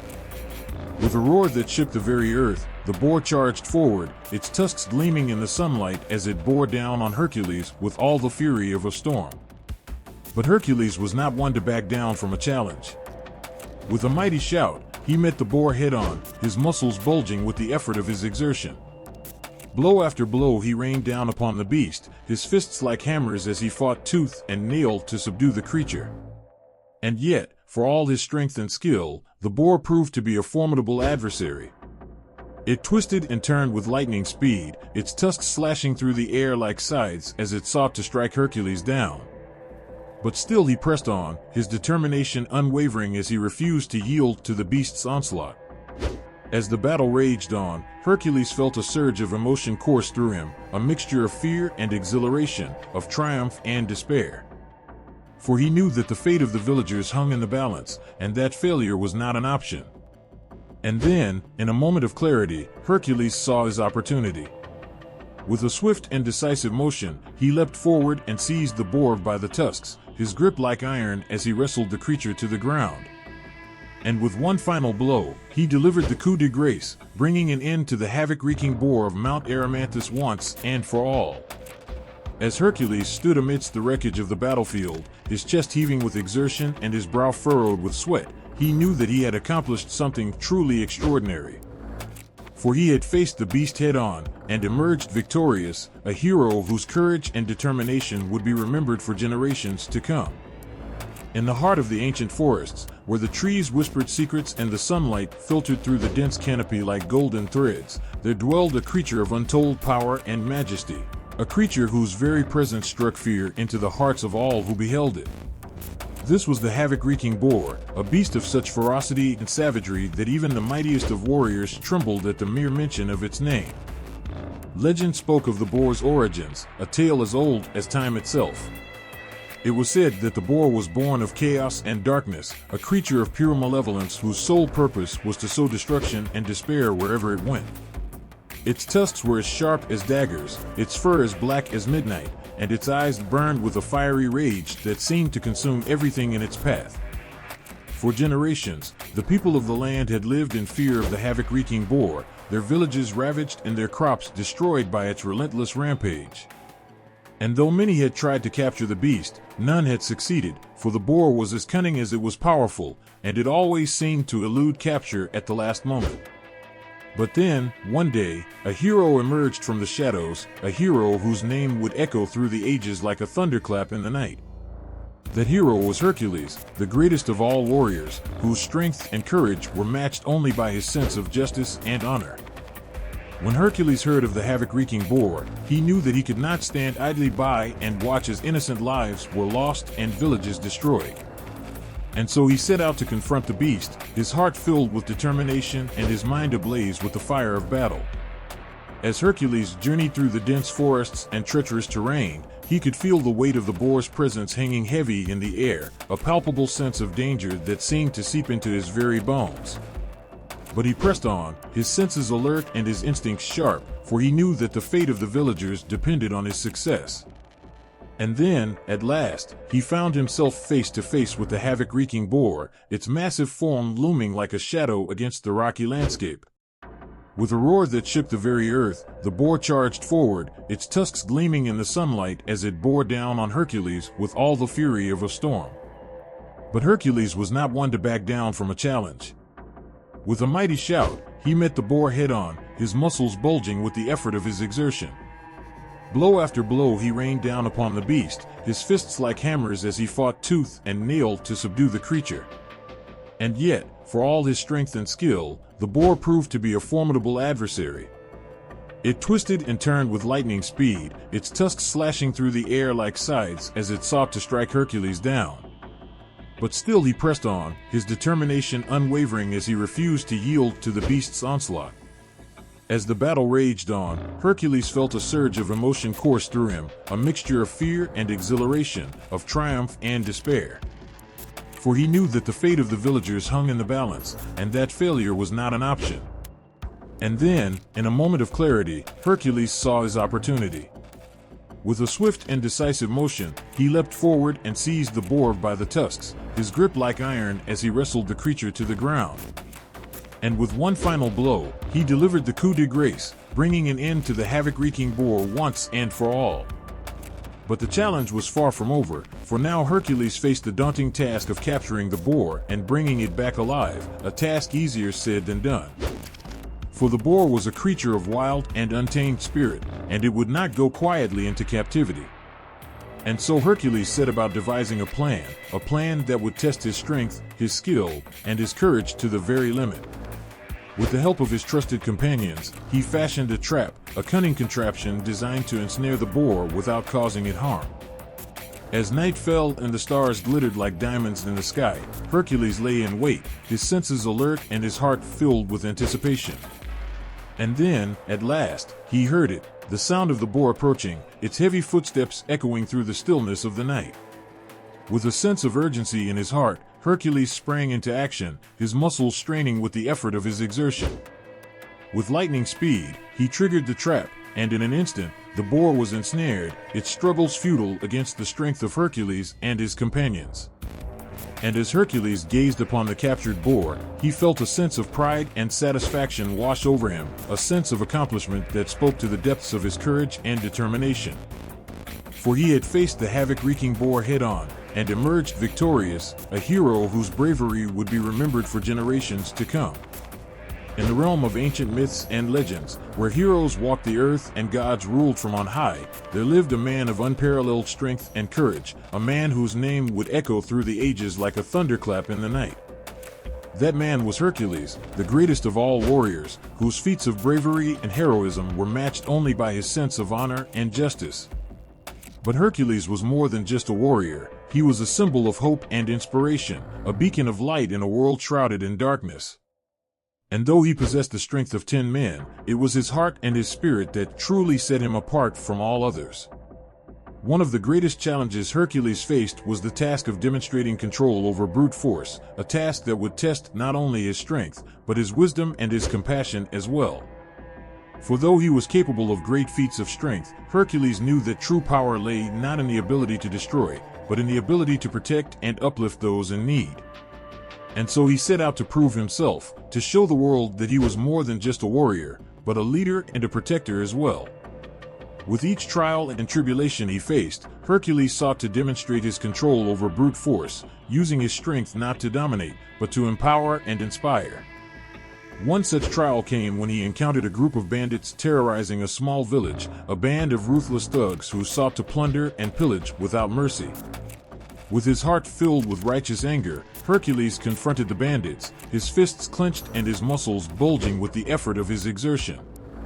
But instead of resorting to violence, Hercules chose a different path, a path of compassion and understanding.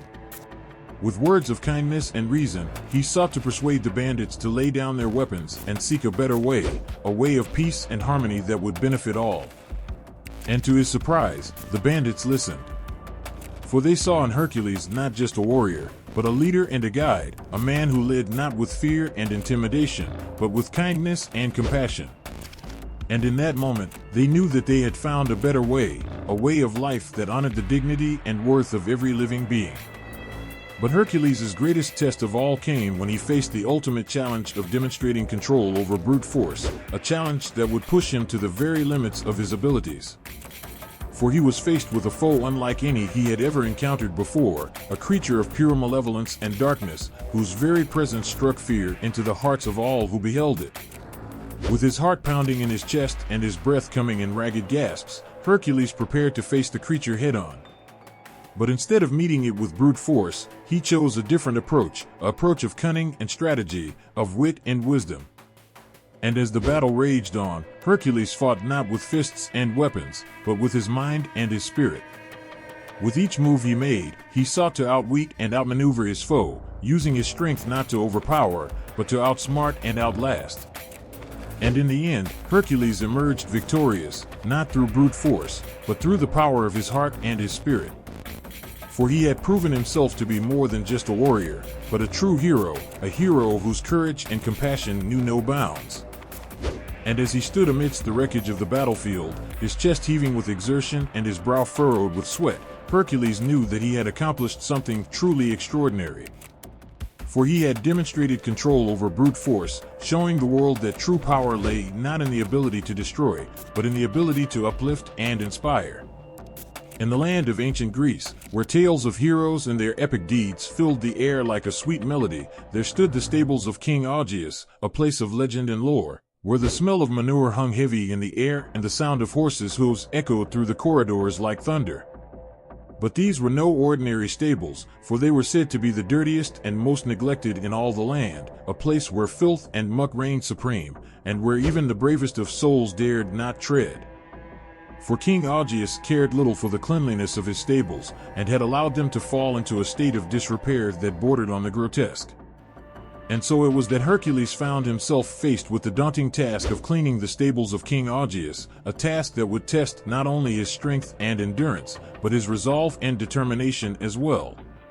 For the stables were vast and sprawling, their stalls overflowing with filth and debris, and their floors caked with years of neglect. As Hercules approached the stables, he could feel a sense of revulsion wash over him, a sense of disgust at the sight and smell of the place. But he pushed aside his feelings and pressed on, for he knew that the fate of the kingdom depended on his success. With a heavy heart and a determined spirit, Hercules set to work, his muscles straining with the effort of his exertion. With each shovelful of manure he removed, he felt a sense of satisfaction, a sense of accomplishment that spoke to the depths of his courage and determination. But as the hours passed and the sun beat down upon him with relentless intensity, Hercules began to falter. His muscles ached and his limbs grew weary, and still the stables seemed as dirty and disheveled as ever. But Hercules was not one to give up easily. With a renewed sense of purpose, he redoubled his efforts, his resolve unwavering as he worked tirelessly to clean the stables from top to bottom. And then, at last, it was done. The stables of King Augeas were clean and sparkling once more, their stalls pristine and their floors gleaming in the sunlight. And as Hercules stood amidst the wreckage of his labors, he felt a sense of pride and satisfaction wash over him, a sense of accomplishment that filled his heart with joy and his spirit with hope. For he had proven himself to be more than just a warrior, but a true hero, a hero whose courage and determination knew no bounds. And as he looked upon the stables of King Augeas, he knew that he had accomplished something truly extraordinary, a feat that would be remembered for generations to come. In the heart of ancient Greece, where legends were born and heroes walked the earth, there stood the stables of King Augeas, a place of filth and neglect, where the stench of manure hung heavy in the air and the sound of flies buzzing filled the silence. It was a place of despair and decay, a blight upon the land that seemed beyond redemption. But then came Hercules, the greatest of all warriors, whose strength and courage were matched only by his sense of justice and honor. When he heard of the sorry state of the stables, he knew that he could not stand idly by and watch as such a noble kingdom was brought low by neglect and indifference. And so he set out to clean the stables, a task that seemed impossible, given their vast size and the sheer amount of filth that had accumulated over the years. But Hercules was not one to be deterred by mere obstacles. With a heart full of determination and a mind filled with purpose, he began to devise a plan that would test his strength and ingenuity to the very limit. His plan was bold and audacious, to divert the mighty rivers Alpheus and Peneus, whose waters flowed nearby, and use them to wash away the filth that had plagued the stables for so long. It was a task of Herculean proportions, but Hercules knew that with enough determination and effort, anything was possible. And so he set to work, his muscles straining with the effort of his exertion as he dug trenches and built dams to redirect the flow of the rivers. With each shovelful of dirt he removed and each stone he placed, he felt a sense of purpose and determination fill his heart, a sense of duty to his fellow man and a desire to make the world a better place. And then, at last, it was done. The rivers Alpheus and Peneus flowed forth with renewed vigor, their waters rushing into the stables like a cleansing tide, washing away the filth and debris that had accumulated over the years. And as Hercules stood amidst the rushing waters, he felt a sense of awe and wonder wash over him, a sense of accomplishment that filled his heart with joy and his spirit with pride. For he had accomplished something truly extraordinary, a feat that would be remembered for generations to come. And as he looked upon the clean and sparkling stables of King Augeas, he knew that he had made a difference that would bring hope and renewal to all who beheld it. In the annals of ancient mythology, there existed a hero whose legend transcended the bounds of time, a hero whose name struck fear into the hearts of villains and inspired awe in the minds of mortals. That hero was Hercules, the mightiest of all warriors, whose strength was matched only by his intelligence and cunning. From the moment he was born, Hercules was destined for greatness. But it was not just his brute strength that set him apart from others, it was his keen intellect and sharp wit, his ability to think and strategize in the face of adversity. One of the most remarkable examples of Hercules' intelligence alongside his strength came during his legendary 12 labors, the series of seemingly impossible tasks that he was tasked with by King Eurystheus as punishment for a crime committed in a fit of madness. The first of these labors was to slay the Nemean lion, a fearsome beast whose hide was impervious to mortal weapons. But Hercules, ever resourceful, devised a plan to outsmart the beast. Instead of confronting it head-on with brute force, he used his intelligence to lure the lion into a cave, where he trapped it and strangled it to death with his bare hands. And so it went with each subsequent labor. Whether it was capturing the elusive Erymanthean boar, or cleaning the filthy stables of King Augeas, Hercules approached each task with a combination of strength and cunning, using his intelligence to overcome seemingly insurmountable obstacles. But perhaps the greatest display of Hercules' intelligence alongside his strength came during his encounter with the Hydra, a fearsome serpent with multiple heads, each one capable of regenerating if severed. Instead of engaging the Hydra in direct combat, Hercules devised a plan to outsmart the beast. Armed with a sword and a burning torch, he confronted the creature in its lair, cutting off its heads one by one and cauterizing the stumps with fire to prevent them from regenerating. And when he faced the daunting challenge of capturing the golden hind, a creature sacred to the goddess Artemis and renowned for its speed and agility, Hercules once again used his intelligence to outwit his quarry. Instead of chasing the hind directly, he set traps and ambushes along its path, eventually capturing it alive and unharmed. But perhaps the most poignant example of Hercules' intelligence alongside his strength came during his encounter with the Ceryneian hind, a creature sacred to the goddess Artemis and renowned for its speed and agility. Instead of chasing the hind directly, Hercules used his keen intellect to outsmart his quarry. He tracked the creature for days, studying its habits and behavior, until he knew its every move. And when the moment was right, he sprang into action, capturing the hind with a single well-placed arrow. In the end, it was not just Hercules' strength that made him a hero, it was his intelligence, his resourcefulness, and his ability to think and strategize in the face of adversity. And though his legend may have faded with the passage of time, his legacy lives on, a testament to the power of intellect alongside strength.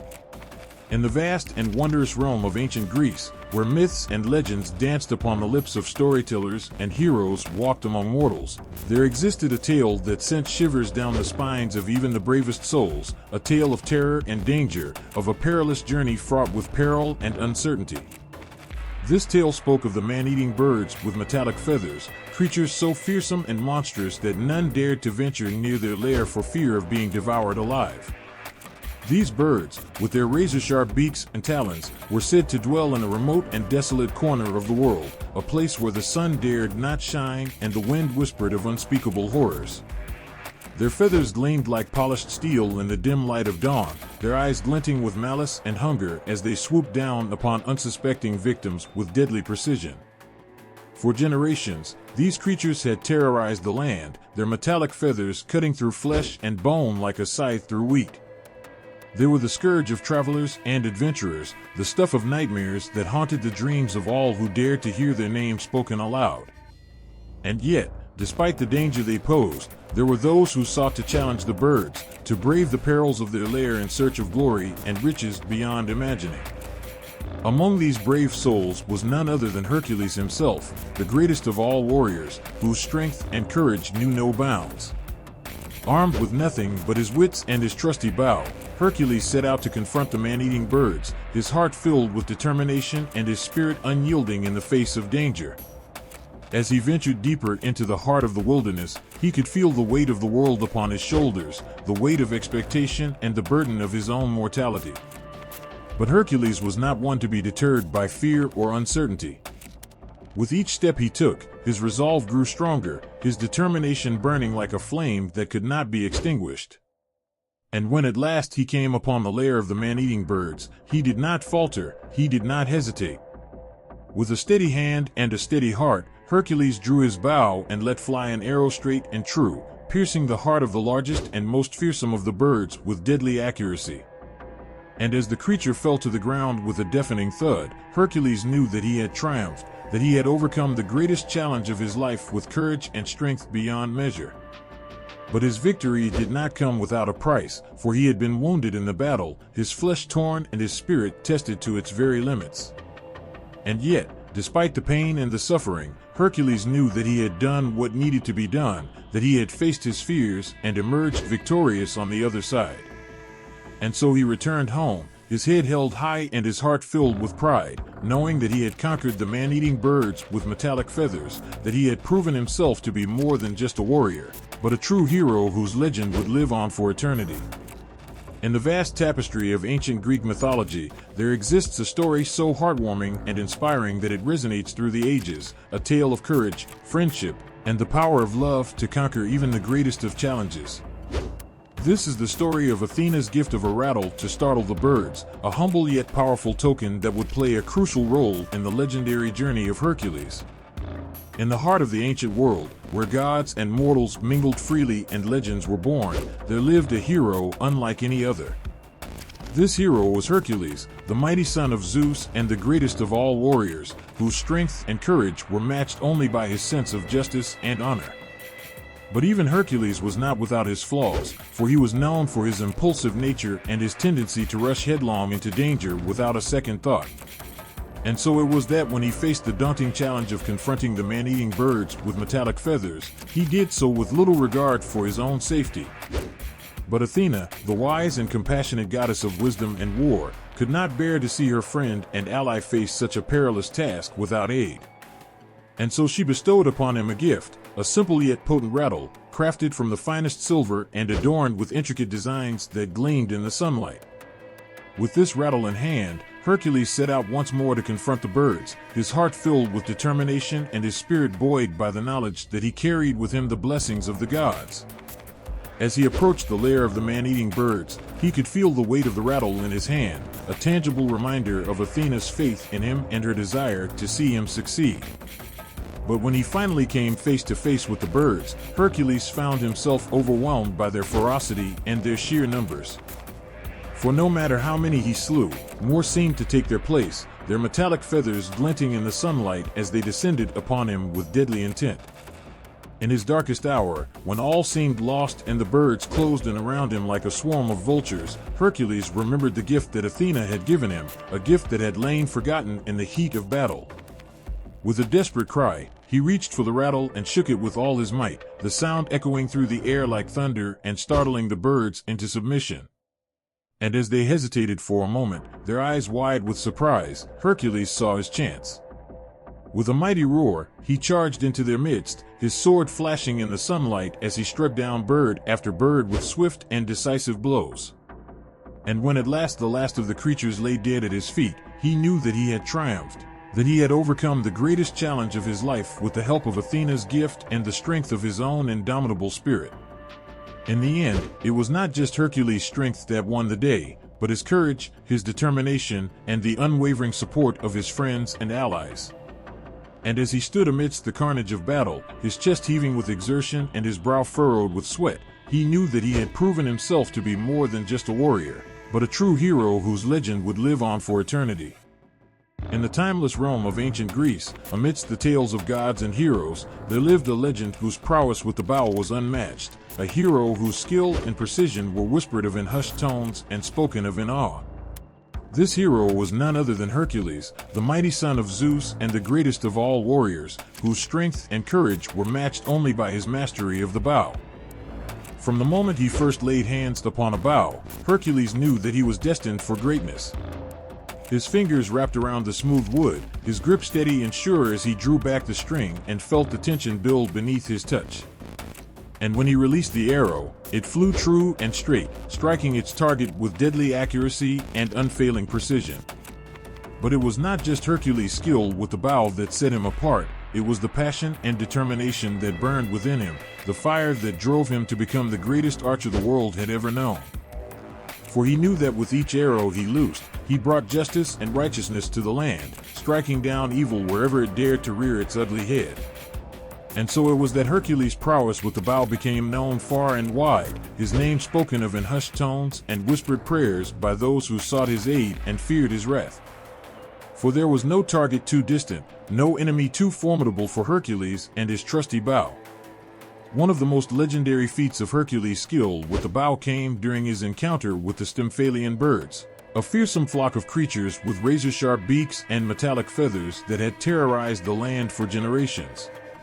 Armed with nothing but his bow and his courage, Hercules set out to confront the birds, his heart filled with determination and his spirit unyielding in the face of danger.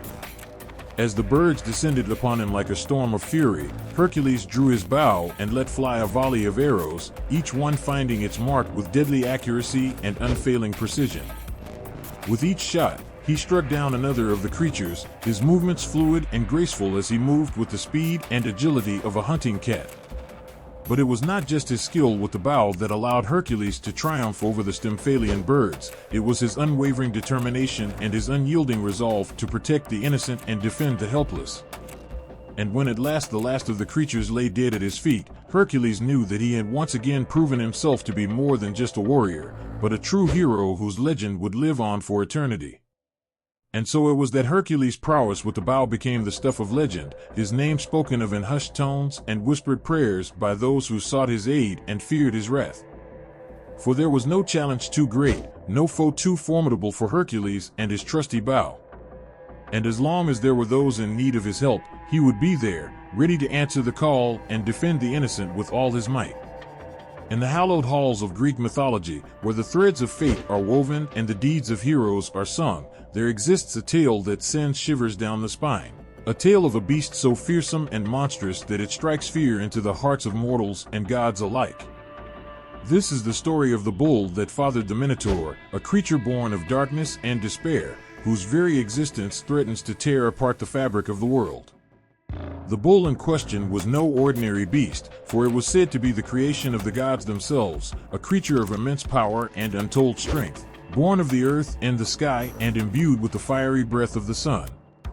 Its eyes burned with the fire of 1,000 suns, its horns gleaming like polished steel as it roamed the land in search of prey. But it was not just the bull's physical prowess that made it so fearsome, it was the darkness that lurked within its heart, the malevolence that drove it to acts of unspeakable cruelty and violence. For wherever it went, death and destruction followed in its wake, leaving naught but devastation and despair in its path. It was during one of its rampages that the bull encountered a beautiful maiden named Pasiphae, the wife of King Minos of Crete. Enraptured by her beauty, the bull seized her in its mighty jaws and carried her off to its lair, where it forced itself upon her in an act of unspeakable brutality. And so it was that Pasiphae conceived a child born of darkness and despair, whose very existence would bring shame and sorrow upon the land. This child was the Minotaur, a creature of half man and half bull, whose monstrous form struck fear into the hearts of all who beheld it.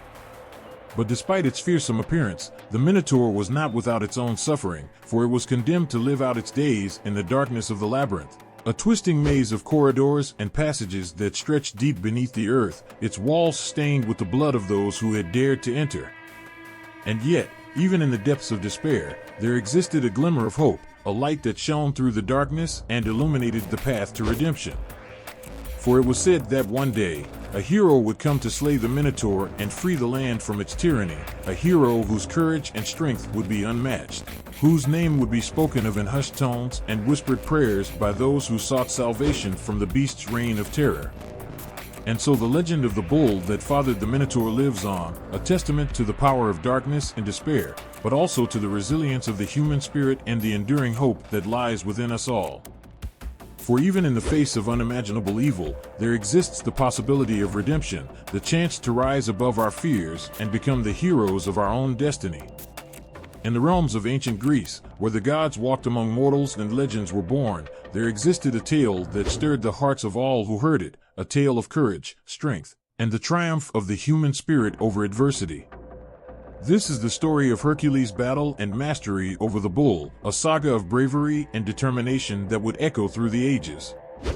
It began like many of Hercules' adventures, with a challenge that seemed insurmountable, a fearsome bull that terrorized the land, leaving destruction in its wake and striking fear into the hearts of all who beheld it. Its massive horns gleamed in the sunlight, its eyes burned with a fierce and fiery light, and its roars echoed across the countryside like thunder. But Hercules was not one to shy away from a challenge. With his mighty muscles rippling beneath his skin and his trusty club clenched in his hand, he set out to confront the beast, his heart filled with determination and his spirit unyielding in the face of danger. As he drew near to the bull, Hercules could feel the ground trembling beneath his feet, the very earth itself seeming to recoil in fear at the approach of the fearsome creature. But he did not falter, he did not hesitate. With a mighty roar, he charged forward, his club raised high above his head as he prepared to strike. The battle that ensued was like something out of a nightmare, a titanic clash of strength and fury that shook the very foundations of the earth. The bull charged at Hercules with all its might, its horns gleaming in the sunlight as it sought to gore him with its deadly tusks. But Hercules was more than a match for the beast. With a deft flick of his wrist, he sidestepped the bull's charge, bringing his club crashing down upon its skull with a force that echoed across the land. And as the beast staggered back, dazed and disoriented, Hercules seized his chance. With all his strength and determination, he wrestled the bull to the ground, his muscles straining against its massive bulk as he fought to subdue it. And when at last he had it pinned beneath him, he knew that he had triumphed, that he had overcome the greatest challenge of his life with courage and strength beyond measure. But Hercules' victory did not end with the defeat of the bull, for he knew that he must also master the beast's wild and untamed spirit if he was to truly claim victory. And so, with patience and perseverance, he worked to tame the bull, earning its trust and respect until at last it bowed to his will. And as he stood triumphantly atop the defeated beast, his chest heaving with exertion and his brow furrowed with sweat, Hercules knew that he had proven himself to be more than just a warrior, but a true hero whose legend would live on for eternity. For in the end, it was not just his strength that had won the day, but his courage, his determination, and his unwavering belief in the power of the human spirit to overcome even the greatest of challenges. In the heart of ancient Greece, where the sun kissed the earth and the wind whispered through the olive groves, there lived a hero whose name echoed through the ages, a hero whose deeds were the stuff of legend and whose courage knew no bounds. This hero was Hercules, the mighty son of Zeus, whose strength and valor were matched only by his unwavering sense of duty. It was in the aftermath of his epic battle with the fearsome bull that Hercules faced his next great challenge, to bring the beast before King Eurystheus, the ruler who had tasked him with completing the 12 labors as penance for his past transgressions. And so, with the bull bound tightly with ropes of the finest silk and his heart heavy with the weight of his burden, Hercules set out on his journey to the king's palace. As he made his way through the rugged terrain of the countryside, Hercules could feel the eyes of the gods upon him, their gaze burning like fire upon his skin. But he did not falter, he did not waver. With each step he took, his determination grew stronger, his resolve steeling him against the doubts and fears that threatened to consume him. And when at last he arrived at the palace gates, he was greeted by a sight that filled him with both dread and determination. For there, standing before him with a look of disdain upon his face, was King Eurystheus himself, a man whose greed and ambition knew no bounds, and whose thirst for power had led him to task Hercules with the most impossible of challenges. But Hercules did not let the king's scorn deter him. With his head held high and his shoulders squared, he approached the throne, his eyes blazing with a fire that could not be extinguished.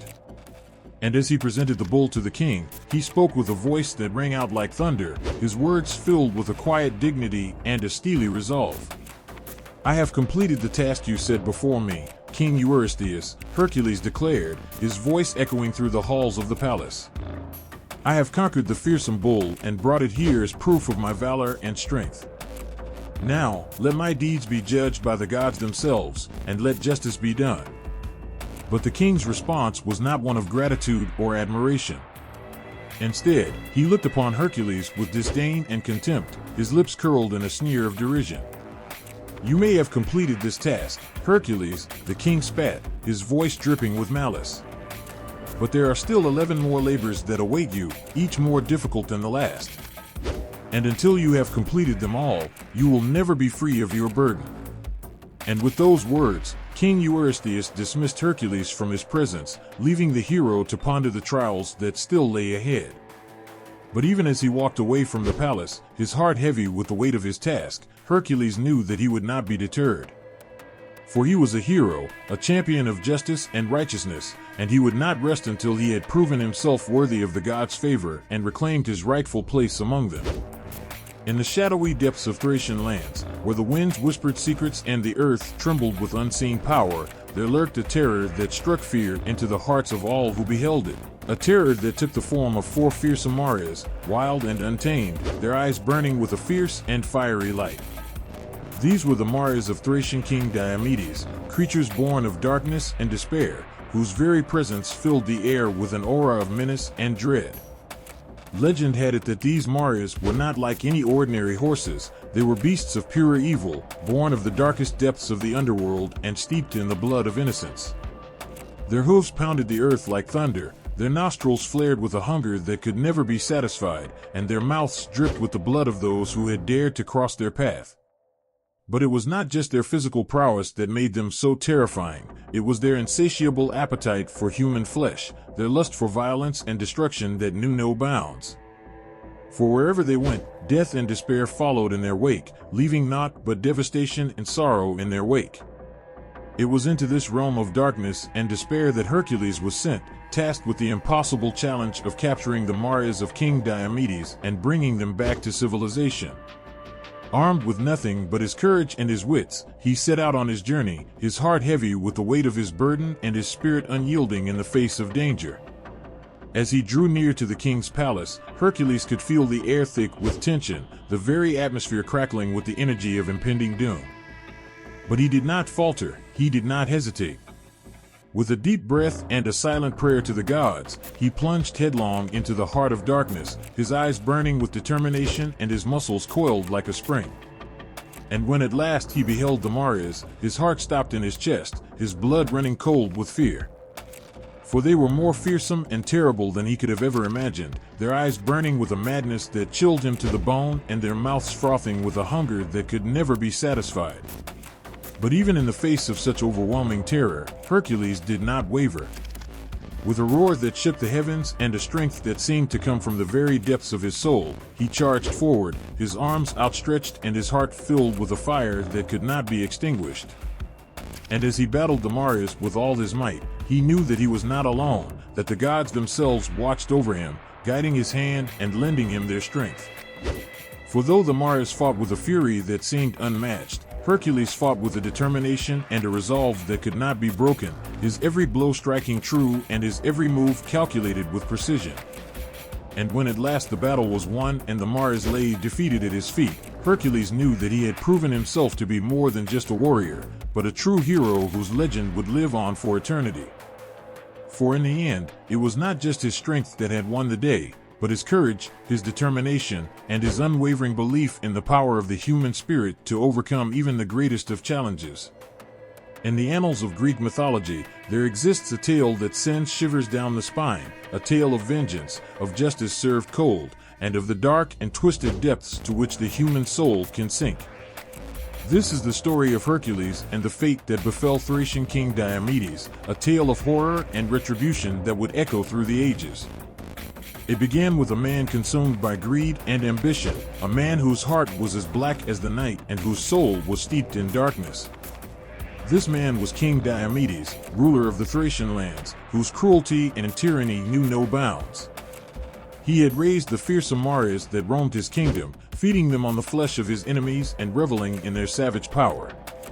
But his reign of terror would soon come to an end, for Hercules had come to put an end to his wicked ways. Armed with nothing but his courage and his strength, he set out to confront the king and bring him to justice for his crimes. As he approached the palace gates, Hercules could feel the air thick with tension, the very atmosphere crackling with the energy of impending doom. But he did not falter, he did not waver. With a deep breath and a silent prayer to the gods, he plunged headlong into the heart of darkness, his eyes burning with determination and his muscles coiled like a spring. And when at last he stood before the king, his heart filled with righteous fury, he knew that the time for reckoning had come.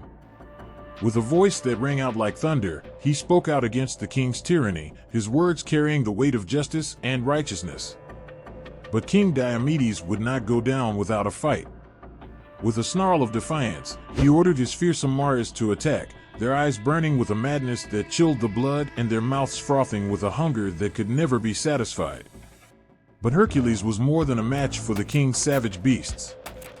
With a roar that shook the heavens and a strength that seemed to come from the very depths of his soul, he charged forward, his arms outstretched and his heart filled with a fire that could not be extinguished.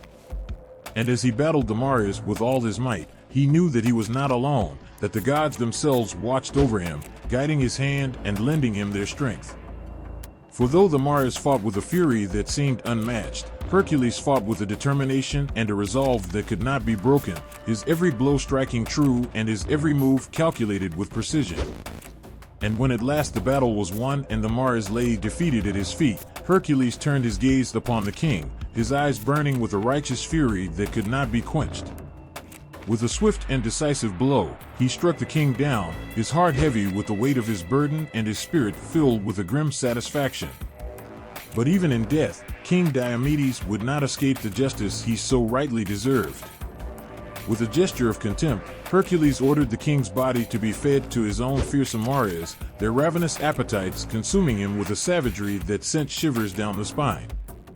And as he watched the king's flesh being torn apart by the very beasts he had raised, Hercules knew that justice had been served, that the wicked had been punished and the innocent avenged. For in the end, it was not just his strength that had won the day, but his courage, his determination, and his unwavering belief in the power of the human spirit to overcome even the greatest of challenges.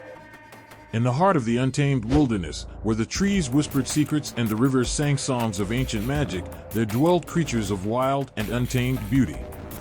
Among them roamed beasts of every shape and size, majestic lions with golden manes, graceful deer with eyes like liquid amber, and fierce wolves with fur as dark as midnight. These were the creatures of the wild, bound by instinct and ruled by the laws of nature.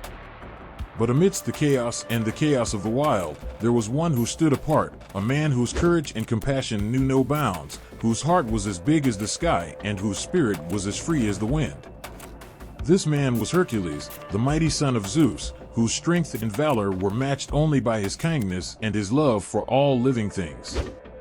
It was into this world of untamed beauty and savage grace that Hercules was sent, tasked with the impossible challenge of taming the wild creatures that roamed the land. Armed with nothing but his courage and his wits, he set out on his journey, his heart filled with a sense of wonder and awe at the beauty of the world around him. As he ventured deeper into the wilderness, Hercules encountered creatures of every shape and size, some fierce and fearsome, others gentle and kind. But with each encounter, he approached them with a spirit of humility and respect, treating them not as adversaries to be conquered, but as fellow beings to be understood and appreciated.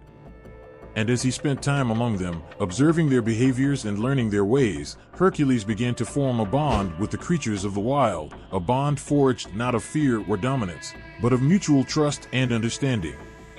With patience and perseverance, he earned their respect, proving himself to be a friend and ally rather than a foe. One by one, Hercules tamed the wild creatures that roamed the land, earning their loyalty and their friendship through acts of kindness and compassion.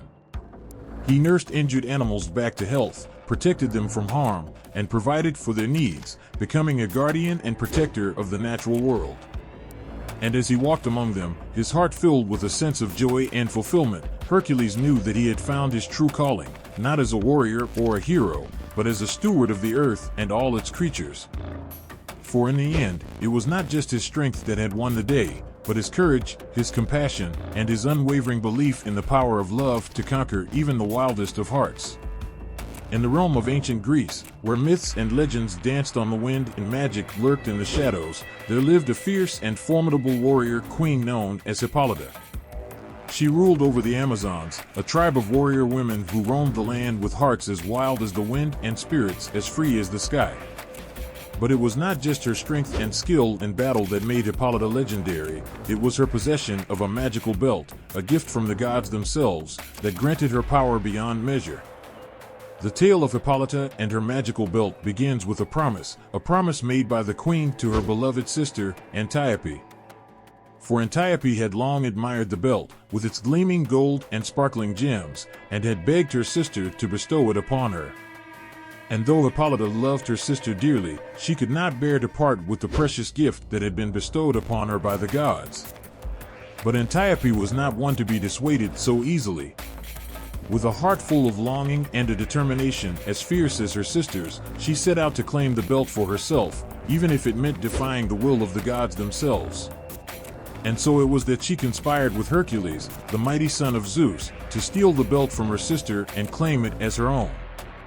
With his strength and cunning, Hercules infiltrated the Amazonian camp, his heart heavy with the weight of his burden and his spirit filled with a sense of trepidation. But he did not falter, he did not waver. With a deep breath and a silent prayer to the gods, he approached Hippolyta, his eyes burning with determination and his muscles coiled like a spring. And when at last he stood before her, his heart filled with a sense of guilt and remorse, he made his request known. He begged her to relinquish the belt, to give it to him freely and without reservation, so that he might claim it for his own and fulfill his destiny as a hero. As he journeyed through the wilderness, his mind filled with thoughts of his friend and the peril she faced, Hercules could feel the weight of his burden pressing down upon him like a boulder upon his shoulders. But he did not falter, he did not waver. With each step he took, his resolve only grew stronger, his determination burning brighter than the noonday sun. And so it was that when he finally reached the Amazonian camp, his heart filled with a sense of urgency and his muscles coiled like a spring. For he knew that time was of the essence, and that every moment spent in idle contemplation was a moment wasted in the pursuit of justice. But as he stood before Hippolyta, his eyes burning with determination and his voice filled with righteous fury, he could see the pain and sorrow etched upon her face like a map of the stars. For she knew that the theft of her belt had brought not just shame upon her name, but danger upon her people as well. And so, with a heavy heart and a resolve as unyielding as the mountains themselves, Hercules pledged to help his friend reclaim what was rightfully hers. With a plan born of desperation and a courage as fierce as a lion's roar, he set out to confront those who had dared to defy the will of the gods and steal from one of their chosen. But little did he know that his quest would lead him into the heart of a conflict that would test not just his strength, but his very soul. For as he faced down the thieves who had stolen the belt, he found himself caught in the midst of a battle that raged like a tempest on the sea. With swords flashing and shields clashing, Hercules fought with a ferocity born of desperation, his heart filled with a sense of righteous fury and his spirit burning with the fire of 1,000 suns. For he knew that he fought not just for himself, but for all who had been wronged by the treachery of men. And as he finally stood victorious amidst the chaos and the carnage, his chest heaving with exertion and his brow glistening with sweat, he knew that he had succeeded in his quest to reclaim what had been stolen from his friend. For he had faced down his enemies with courage and determination, and emerged triumphant in the face of overwhelming odds. But as he gazed upon the belt, gleaming in the sunlight like a beacon of hope amidst the darkness, he knew that his journey was far from over. For though he had succeeded in his quest to reclaim what had been stolen, he knew that the road ahead would be long and fraught with peril. But as he looked out upon the world that stretched out before him, his heart filled with a sense of pride and fulfillment, knowing that he had truly earned the title of hero.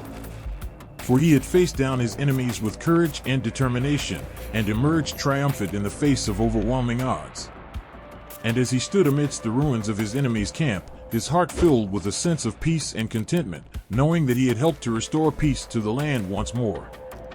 For though he had faced many trials and tribulations along the way, he knew that his journey had only just begun. In the vast expanse of ancient Greece, where the mountains kissed the sky and the rivers sang with the voices of the gods, there lived a creature of legend whose name struck fear into the hearts of all who heard it. This creature was Geryon, the fearsome giant who dwelled in the far reaches of the earth, guarding his prized possessions with a ferocity born of desperation. But it was not Geryon himself that was feared the most. It was his herd of red cattle, whose flesh was said to be sweeter than honey and whose milk could cure any ailment known to man. These cattle were Geryon's most precious treasure, and he guarded them with a jealousy that knew no bounds. And so it was that when Hercules learned of the existence of these legendary beasts, he knew that he must undertake a quest to claim them for himself. For he knew that with such a prize in his possession, he could win not just glory and honor, but the admiration and respect of all who beheld him. With a heart full of determination and a spirit as fierce as a lion's roar, Hercules set out on his quest to claim the red cattle of Geryon as his own. But little did he know that his journey would lead him into the heart of a conflict that would test not just his strength, but his very soul. As he journeyed through the wilderness, his mind filled with thoughts of the legendary cattle and the glory that awaited him, Hercules could feel the weight of his destiny pressing down upon him like a mountain upon his shoulders. But he did not falter, he did not waver. With each step he took, his resolve only grew stronger, his determination burning brighter than the noonday sun. And so it was that when he finally reached the lair of Geryon, his heart filled with a sense of urgency and his muscles coiled like a spring. For he knew that time was of the essence, and that every moment spent in idle contemplation was a moment wasted in the pursuit of his destiny. But as he stood before the fearsome giant, his eyes burning with determination and his voice filled with righteous fury, he could see the hatred and malice etched upon Geryon's face like a mask of stone. For Geryon knew that Hercules sought to claim his most prized possessions, and he would not let them go without a fight. And so, with a roar that shook the very earth beneath their feet, Geryon charged at Hercules with all the fury of a raging bull. But Hercules was ready, he was prepared.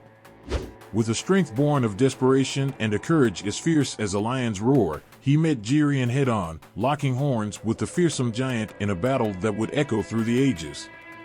With each blow exchanged, the ground trembled beneath their feet and the heavens themselves seemed to shake with the force of their struggle. But Hercules did not falter, he did not waver. With every ounce of strength and determination he possessed, he fought on, his eyes fixed upon the prize that lay before him. And as the dust settled and the echoes of battle faded into the distance, Hercules emerged victorious, his chest heaving with exertion and his brow glistening with sweat. For he had defeated the fearsome giant and claimed the red cattle as his own, earning the admiration and respect of all who beheld him. But as he looked upon the cattle, their hides gleaming in the sunlight like rubies in the sky, Hercules knew that his journey was far from over. For though he had claimed victory in battle, he knew that his true test lay ahead, a test of courage, of strength, and of the indomitable spirit that burned within him like a flame that could never be extinguished. And so, with a heart full of determination and a spirit as fierce as a lion's roar, Hercules set out once more on his quest to claim the red cattle of Geryon as his own. And though the road ahead would be long and fraught with peril, he knew that he would not rest until he had succeeded in his quest and claimed his rightful place among the legends of old. In the tapestry of tales spun by ancient Greece, there lies a thread that weaves through the very fabric of the earth, binding together the stories of gods and heroes with the fragile strands of mortal destiny.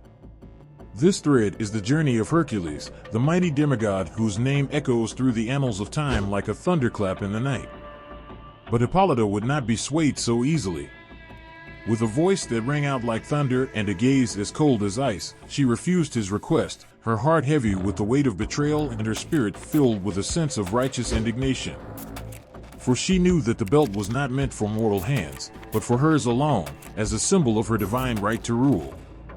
And so it was that Hercules, his heart heavy with the weight of his failure, resorted to trickery and deceit to claim the belt for himself. With honeyed words and false promises, he convinced the queen to part with the precious gift, only to betray her trust and steal it away in the dead of night. But even as he made his escape, Hercules could feel the weight of his actions bearing down upon him, his conscience gnawing at his soul like a hungry beast. For he knew that he had committed a grave injustice, that he had betrayed the trust of a woman who had shown him nothing but kindness and hospitality. And as he fled into the darkness, the echoes of Hippolyta's cries rang in his ears, her voice filled with sorrow and regret. For she knew that the loss of the belt would bring nothing but strife and discord to her people, that it would lead to a war that would consume them all in its fiery embrace. But even in the face of such tragedy, Hippolyta did not falter. With a heart full of courage and a spirit as fierce as the wind, she rallied her warriors to her side, determined to reclaim what had been taken from them and restore peace to their land. And so it was that the Amazons rode forth into battle, their hearts filled with righteous fury and their minds set on victory. For they knew that they fought not just for themselves, but for all who had been wronged by the treachery of men. And when at last they faced their enemies on the field of battle, their swords flashing in the sunlight and their voices raised in a mighty roar, they knew that they would not be defeated. For they fought not just with strength and skill, but with a bond that could never be broken, the bond of sisterhood, forged in the fires of adversity and tempered by the trials of life. And so it was that Hippolyta and her warriors emerged victorious, their enemies vanquished and their land restored to peace once more. For though they had lost much in the struggle, they had gained something far greater, a sense of unity and purpose that would guide them through the darkest of times and lead them to a brighter future. And as they stood amidst the ruins of their enemy's camp, their hearts filled with pride and their spirits soaring high, they knew that they had not just reclaimed their land, but their dignity and their honor as well.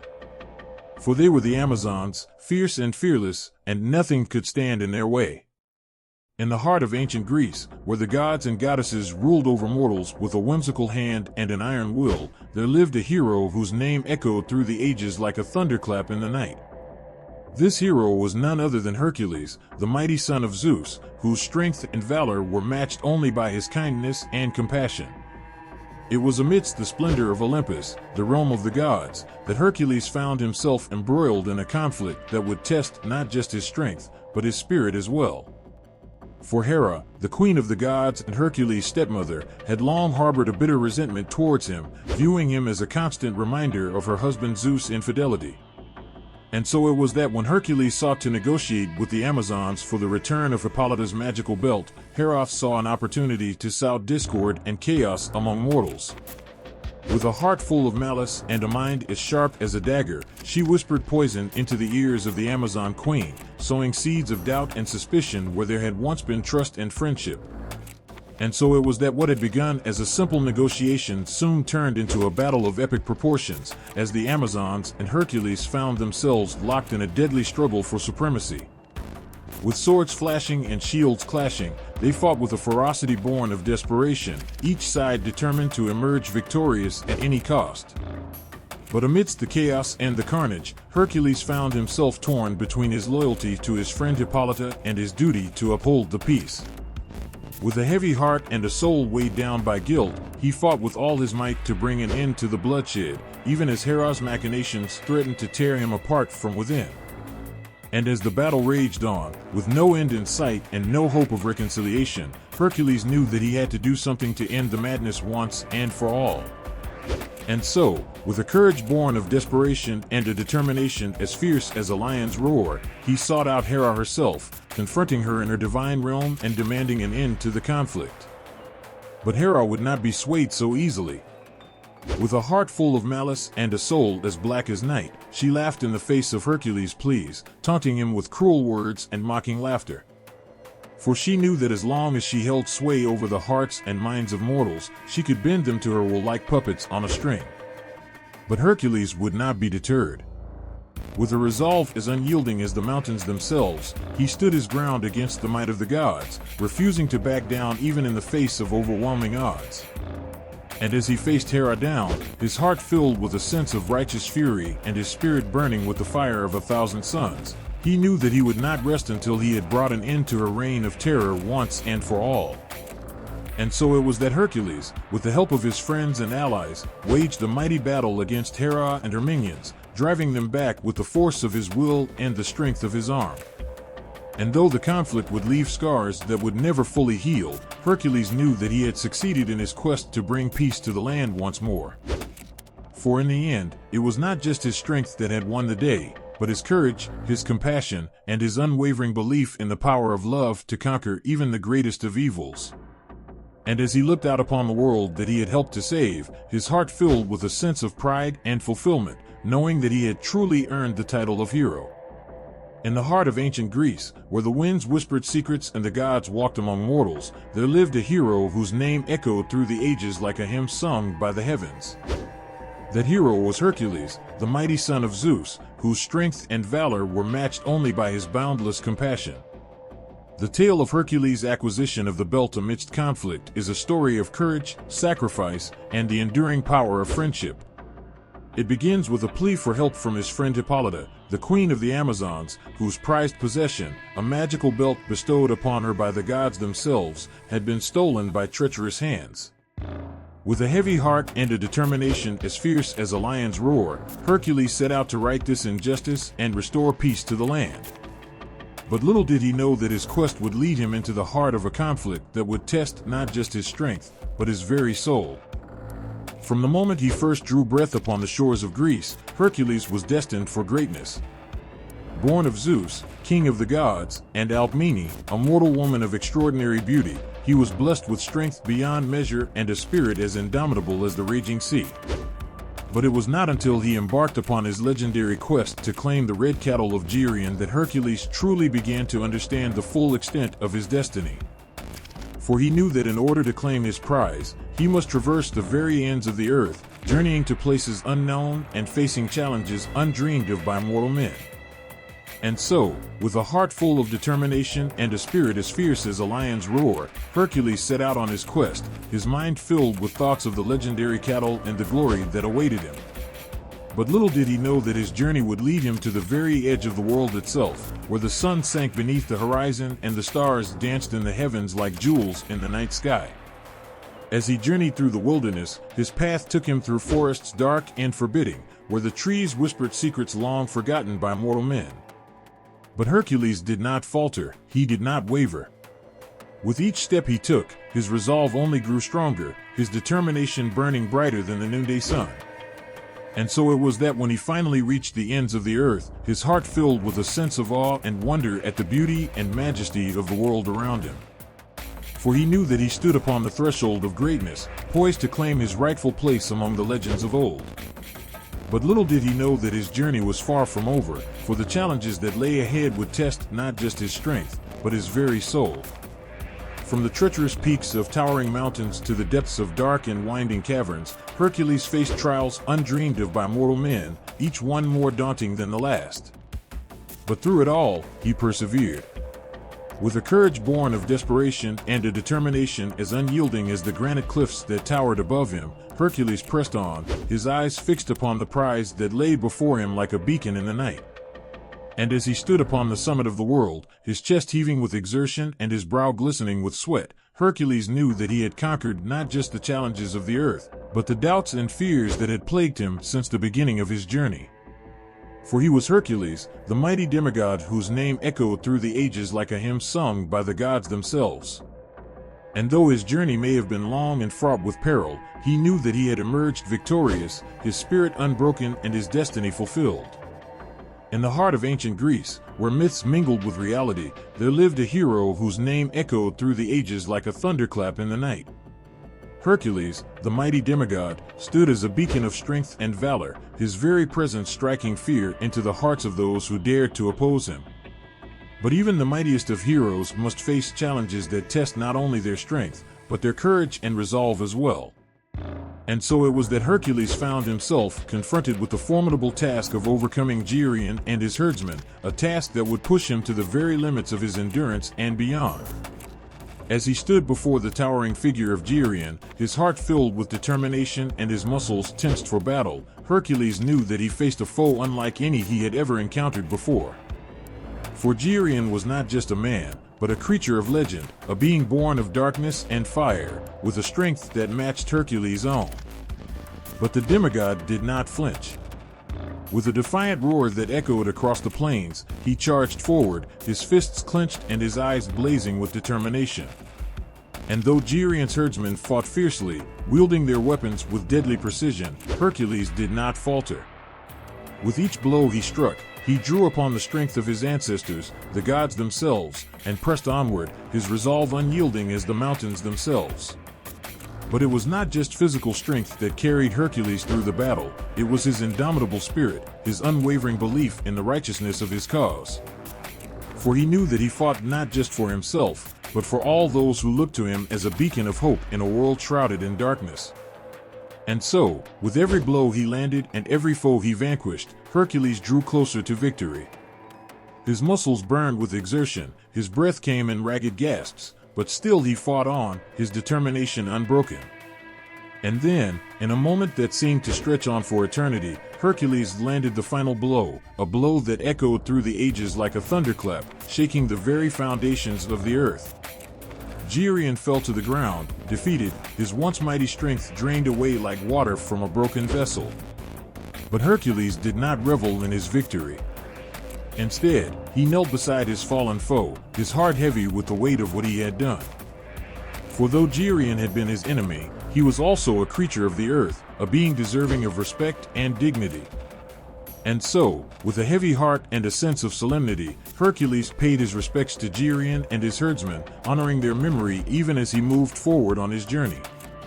For he knew that true strength lay not just in the ability to overcome one's enemies, but in the wisdom to recognize the humanity in all beings, no matter how fearsome they may seem. In the realm of ancient Greece, where myths danced like shadows upon the walls of reality, there existed a garden of unparalleled beauty, a garden that was both a sanctuary and a prison, a place where the very essence of life itself was guarded by the divine. This was the Garden of the Hesperides, a place sacred to Hera, the queen of the gods, and home to the most precious treasure in all the world. In the heart of this garden stood a tree unlike any other, a tree whose golden apples were said to grant immortality to those who dared to pluck them from its branches. It was a tree that had been tended to with care by the Hesperides, the nymphs who served as its guardians, their voices as sweet as the song of birds and their laughter as pure as the waters of a mountain stream. But for all its beauty, the tree was also a symbol of Hera's jealousy and wrath. For she knew that the golden apples held a power beyond measure, a power that could rival even that of the gods themselves. And so she placed the tree under the watchful eye of the Hesperides, charging them with the solemn duty of protecting it from all who would seek to claim its bounty. And so it was that the golden apples became a symbol of temptation, a prize coveted by mortals and gods alike, each one driven by their own desires and ambitions. For to possess the apples was to possess the key to eternal life, a gift that many would go to great lengths to obtain. But the Hesperides were not easily swayed. With unwavering devotion, they stood guard over the tree, their eyes ever watchful and their hearts filled with determination. And though many would come to test their resolve, none could penetrate the sanctuary of the garden, for it was protected by the very magic of the gods themselves. Yet there was one who dared to defy the will of Hera, a hero whose name echoed through the annals of history like a clarion call. His name was Hercules, the mighty demigod whose strength knew no bounds, and it was he who set out on a quest to claim the golden apples as his own. With each step he took, Hercules felt the weight of his mission pressing down upon him, his heart heavy with the knowledge of what he sought to achieve. For he knew that the journey would not be easy, and that he would face trials beyond imagining before he could lay claim to the prize he sought. But still he pressed onward, his determination unyielding as the mountains themselves. And as he drew closer to the garden, he could feel the eyes of the Hesperides upon him, their presence like a whisper in the wind, a constant reminder of the task that lay before him.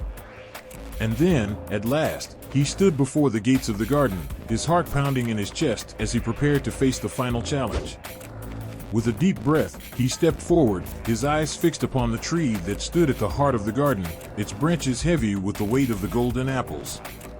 But just as he reached out to claim his prize, he felt a presence behind him, a presence that sent a shiver down his spine and filled him with a sense of awe and reverence. It was Hera herself, the queen of the gods, her eyes blazing with fury as she confronted the intruder in her sacred garden. And yet, even in the face of such overwhelming power, Hercules did not falter. With a voice as steady as steel, he spoke of his quest and his desire to claim the golden apples as his own.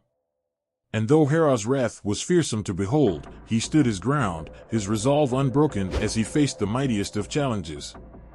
In the end, it was not through force or violence that Hercules claimed the golden apples, but through the power of his words and the strength of his conviction. For Hera saw in him a spirit that could not be quenched, a determination that burned as brightly as the sun itself.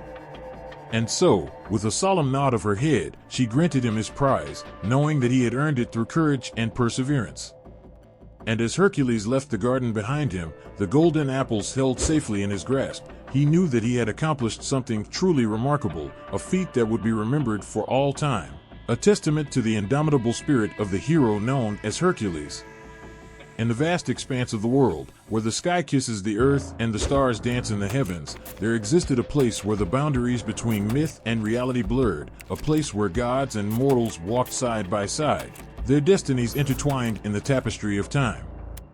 And it was in this place that Hercules found himself on a journey unlike any other, a journey that would test not only his strength, but also his courage and his heart. It was a day like any other when Hercules stumbled upon the Titan known as Atlas, a being of immense power and stature who bore upon his shoulders the weight of the heavens themselves. As Hercules approached, he could feel the ground tremble beneath his feet, the very air crackling with the energy of the Titan's presence. But despite his fearsome appearance, Atlas was not a creature of malice. In fact, he welcomed Hercules with open arms, his voice booming like thunder as he spoke of the trials that lay ahead. For Atlas knew that Hercules was on a quest of great importance, a quest that would take him to the very edges of the earth and beyond. And so, with a heavy heart, Atlas entrusted Hercules with a task unlike any other, a task that would require him to bear the weight of the heavens in Atlas's stead. For you see, Atlas had grown weary of his eternal burden, and he longed for the freedom to roam the earth once more. At first, Hercules was hesitant to accept such a monumental responsibility. After all, the weight of the heavens was not something to be taken lightly, and he feared that he would be crushed beneath its immense pressure. But as he looked into Atlas's eyes, he saw a glimmer of hope, a hope that spoke of a world where gods and mortals could coexist in harmony. And so, with a newfound resolve, Hercules agreed to take up Atlas's burden, his muscles straining against the weight of the heavens as he lifted them from the Titan's shoulders. And though the task was grueling and the pain unbearable, he refused to falter, his spirit unyielding as he bore the weight of the world upon his shoulders. For days and nights, Hercules stood beneath the weight of the heavens, his body aching and his mind weary from the effort. But still he persisted, his determination unwavering as he held firm against the storm. And then, at last, the moment came when Atlas returned, his eyes filled with gratitude as he took back the burden that had been his for so long. And as Hercules watched him disappear into the distance, a sense of peace washed over him, a peace that spoke of a bond forged in the fires of adversity, a bond that would endure for all eternity. In the realm where myths entwine with reality, where heroes embark on quests of legendary proportions, there lies a tale of courage, cunning, and the unyielding spirit of one man, Hercules. This is not just a story of brute strength and physical prowess, but a saga of wit and intelligence, where Hercules must use his cunning to retrieve the golden apples of the Hesperides. Picture this, Hercules, standing on the threshold of a journey that would test not only his strength, but also his intellect. The golden apples, guarded by the Hesperides, were said to possess powers beyond mortal comprehension, a gift from the gods themselves. And it was Hercules' task to retrieve them, to prove himself worthy of his place among the pantheon of heroes. As Hercules ventured forth into the unknown, he encountered myriad challenges that tested his resolve at every turn. But it was not the trials of strength that proved most daunting, but rather the trials of wit and cunning that lay ahead. The Hesperides, with their watchful eyes and keen senses, were not easily deceived. They knew the ways of mortals, and they guarded the golden apples with a fierce determination that rivaled even the mightiest of warriors. But Hercules was undaunted, for he knew that brute strength alone would not be enough to overcome this obstacle. And so, with a twinkle in his eye and a plan forming in his mind, Hercules set out to outsmart the guardians of the apples.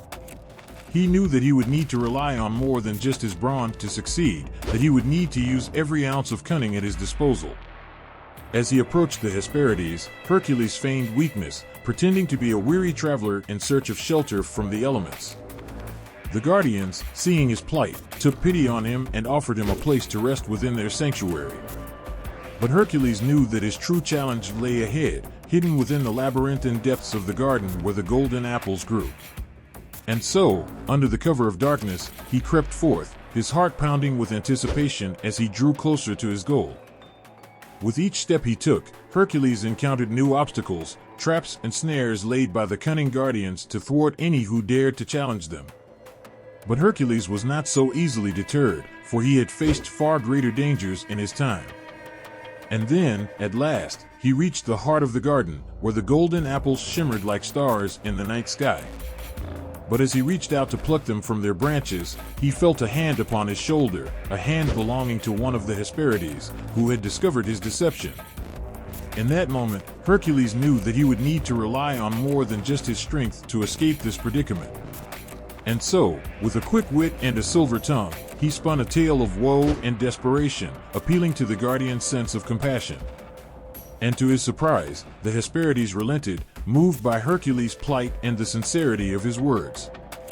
With a grateful heart, Hercules accepted the golden apples, knowing that he had succeeded not just through force, but through cunning and intelligence. And as he departed from the garden, his heart filled with triumph and his spirit lifted by his victory, Hercules knew that he had proven himself not just as a hero of strength, but as a hero of wit and wisdom, a hero worthy of his place among the legends of old. In the realm of myth and legend, there exists a creature so fearsome, so legendary, that even the bravest of warriors tremble at its name. This is the tale of Cerberus, the three-headed hound of Hades, guardian of the underworld and harbinger of doom. Imagine a place shrouded in darkness, where the air is thick with the scent of death and decay. This is the realm of Hades, where souls wander aimlessly in eternal torment, and where Cerberus stands eternal vigil, his three heads ever watchful for intruders. Cerberus is no ordinary hound. With his three heads, each snarling and snapping with ferocious intensity, he strikes fear into the hearts of all who dare to approach. His eyes burn with the fires of the underworld, and his jaws drip with the blood of the damned. But it is not just his appearance that makes Cerberus so terrifying, it is his reputation. For countless ages, he has stood guard at the gates of Hades, ensuring that none may enter or leave without the permission of his master, the god of the underworld himself. To face Cerberus is to face death itself, for none who have dared to challenge him have ever emerged victorious. And yet, there are those who are willing to brave the depths of the underworld in search of glory and redemption. One such hero is Hercules, whose bravery knows no bounds and whose strength is unmatched by any mortal man. As Hercules descends into the underworld, he knows that he must face Cerberus if he is to complete his quest. With each step he takes, the air grows colder and the darkness more oppressive. But Hercules presses on, his heart filled with determination and his mind focused on the task ahead. And then, at last, he comes face to face with the fearsome hound himself. Cerberus looms before him, his three heads snarling and snapping with unbridled fury. But Hercules does not flinch. With a mighty roar, he charges forward, his muscles rippling with power as he prepares to do battle. The clash is fierce and brutal, as Hercules and Cerberus trade blow after blow. But with each strike, Hercules grows stronger, his resolve unshakable in the face of adversity. And then, with a final, mighty blow, he fells the beast, his triumph echoing throughout the underworld. But as Hercules stands victorious over his fallen foe, he cannot help but feel a pang of sadness. For he knows that Cerberus was but a creature of instinct, bound to his masters with no hope of escape. And so, with a heavy heart, Hercules bids farewell to the fallen hound, his soul heavy with the weight of what he has done. But though Cerberus may be gone, his legend lives on. For in defeating the three-headed hound, Hercules has proven himself a hero of unparalleled courage and strength, a champion whose name will be remembered for all eternity. And as he leaves the underworld behind, his heart filled with pride and his spirit soaring with triumph, Hercules knows that he has faced his greatest challenge and emerged victorious. In the vast tapestry of myths and legends, there are few tales as haunting and poignant as that of Hercules' journey to the underworld. It is a story of love, loss, and the indomitable human spirit, a journey that takes us to the very depths of the underworld and back again. Picture this, a hero haunted by the memory of his beloved wife, Megara, and their children, whose lives were tragically cut short by his own hand in a fit of madness induced by the vengeful goddess Hera. Consumed by guilt and remorse, Hercules seeks redemption in the only place he knows he can find it, the realm of the dead. As Hercules descends into the darkness of the underworld, the air grows heavy with the weight of his sorrow. The path before him is fraught with peril, lined with the shades of the departed, whose mournful cries echo through the gloom. But Hercules presses on, his heart heavy but his resolve unbroken.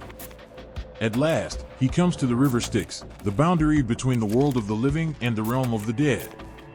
Here, he must pay the ferryman's share in his toll, a single golden coin to ferry him across the dark waters to the land of the dead.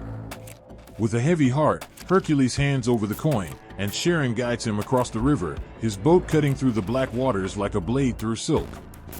On the other side, Hercules finds himself in the realm of Hades, where the dead wander in eternal torment.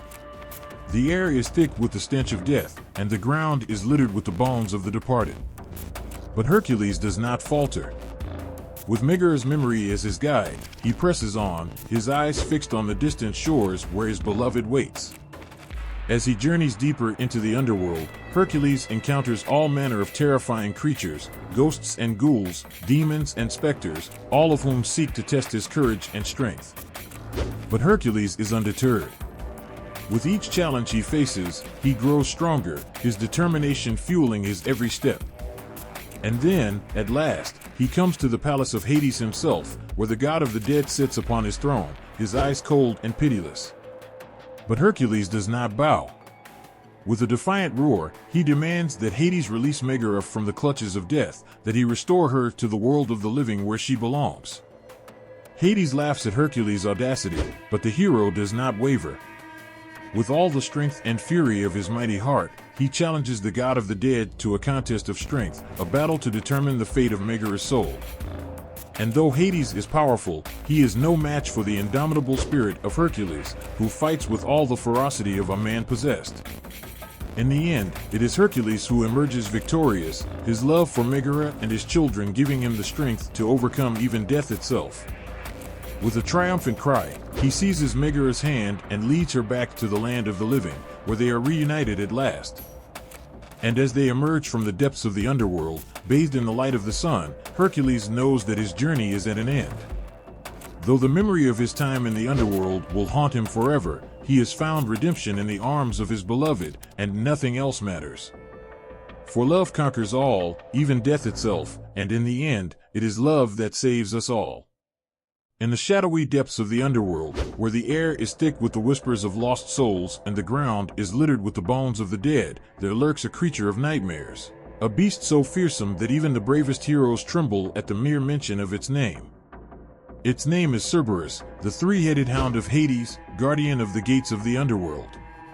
The story of Hercules' encounter with Cerberus is one of the most chilling and heart-wrenching tales in all of mythology, a tale of bravery, sacrifice, and the unbreakable bond between man and beast. It begins with a plea from King Eurystheus, whose twisted mind delights in sending Hercules on ever more dangerous quests. This time, he demands that Hercules capture Cerberus and bring him to the surface world, a task that seems all but impossible, for Cerberus is no ordinary beast. With 3 heads, each crowned with a mouth full of razor-sharp teeth, and a mane of writhing serpents, he is a terror to behold, a creature born of nightmares and darkness. But Hercules is not one to back down from a challenge. With his heart set on completing his final labor and earning his freedom, he sets out on his journey to the underworld, his mind filled with determination and his muscles honed for battle. As he descends into the depths of the underworld, Hercules is met with challenges at every turn. Ghosts and ghouls, demons and specters, all seek to test his courage and strength, to break his spirit and send him fleeing back to the world above. But Hercules presses on, his eyes fixed on his goal, his heart burning with the fire of his determination. At last, he comes to the gates of the underworld, where Cerberus stands guard, his 3 heads snarling and snapping at anyone foolish enough to approach. But Hercules is undeterred.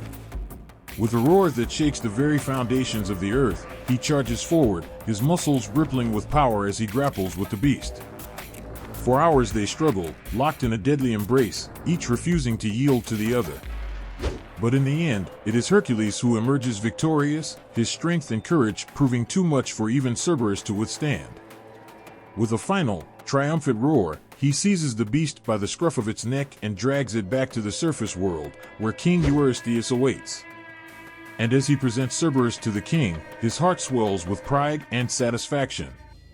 For he has completed his final labor, defeated the guardian of the underworld, and proved himself worthy of the title of hero.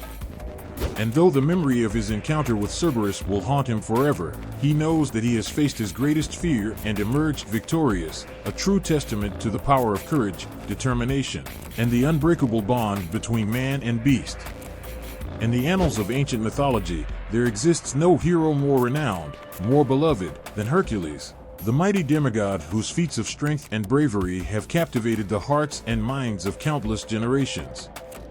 From his epic battles with fearsome monsters to his daring quests across the known world, Hercules' adventures are the stuff of legend, inspiring awe and wonder in all who hear them.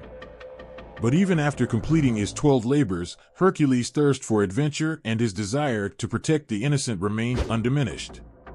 And so, he embarked on a series of additional exploits and heroic deeds, each one more daring and thrilling than the last. One such exploit took him to the land of Thrace, where he encountered the monstrous birds known as the Stymphalian birds. These creatures, with their sharp beaks and metallic feathers, terrorized the countryside, swooping down from the skies to prey upon unsuspecting villagers. But Hercules, ever vigilant and ever brave, rose to the challenge. Armed with a bow gifted to him by the god Apollo, he took aim at the birds, his arrows flying true and striking them down one by one until the skies were once again safe. But Hercules' adventures were not confined to the mortal realm alone. In his quest to prove himself worthy of the title of hero, he journeyed to the sacred island of Erythea, where he faced off against the mighty Geryon and his herd of red cattle. Geryon, with his 3 heads and his formidable strength, seemed an unbeatable foe. But Hercules, with his quick wits and his indomitable spirit, devised a cunning plan. Using his strength to overpower Geryon's herdsmen and his skill to navigate the treacherous terrain, he succeeded in capturing the red cattle and bringing them back to the world above. And so, Hercules' legend grew with each passing day, his name whispered in awe and admiration by all who knew of his deeds. From his battles with fearsome beasts to his daring rescues of damsels in distress, he embodied the virtues of courage, strength, and selflessness, inspiring others to follow in his footsteps and strive for greatness. But perhaps the most touching of all Hercules' exploits was his journey to the underworld, where he sought to rescue the soul of his beloved wife, Megara. With tears in his eyes and love in his heart, he descended into the dark depths of Hades, braving the terrors that lurked within to reunite with the woman he cherished above all others. And though the road was long and fraught with danger, Hercules never faltered, his determination driving him ever onward until he emerged triumphant, his beloved wife by his side once more. In the end, Hercules' legacy endured long after his mortal life had ended, his name immortalized in song and story for all eternity. And though he faced many trials and tribulations along the way, he never wavered in his commitment to justice, honor, and the pursuit of greatness. For Hercules was more than just a hero, he was a symbol of hope, a beacon of light in a world consumed by darkness, and his legend will live on forever in the hearts of all who hear it. In the twilight of his life, as the sun began to set on his legendary exploits, Hercules found himself faced with a challenge unlike any he had encountered before.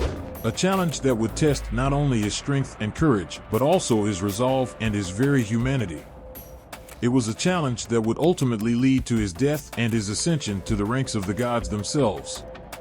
The circumstances leading to Hercules' death and apotheosis began with a tragic twist of fate, a twist that would set him on a path of self-discovery and redemption.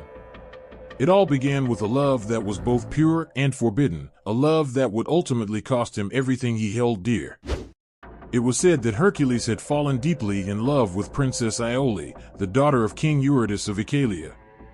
But their love was not to be, for Iole was already promised to another, a fact that filled Hercules' heart with anguish and despair. Consumed by jealousy and rage, he lashed out in a fit of madness, slaying not only King Eurytus, but also his own children, whom he had fathered with his beloved wife, Megara. The weight of his actions bore heavily upon Hercules' soul, plunging him into a deep abyss of guilt and remorse. He sought solace in the arms of his dear friend and mentor, Philoctetes, who had stood by his side through thick and thin. But even Philoctetes could offer no comfort to a man haunted by the specter of his own sins. And so, with a heavy heart and a troubled mind, Hercules sought out the oracle of Delphi, hoping to find guidance and redemption in the words of the gods. But what he heard there was not what he expected, a prophecy foretelling his own demise at the hands of those he held most dear. Determined to defy fate and rewrite his own destiny, Hercules embarked on a series of heroic quests, each one more perilous than the last. From battling the monstrous boar of Mount Erymanthus to capturing the elusive hind of Cyrenea, he faced down his fears and his doubts, his courage and his strength unwavering in the face of adversity.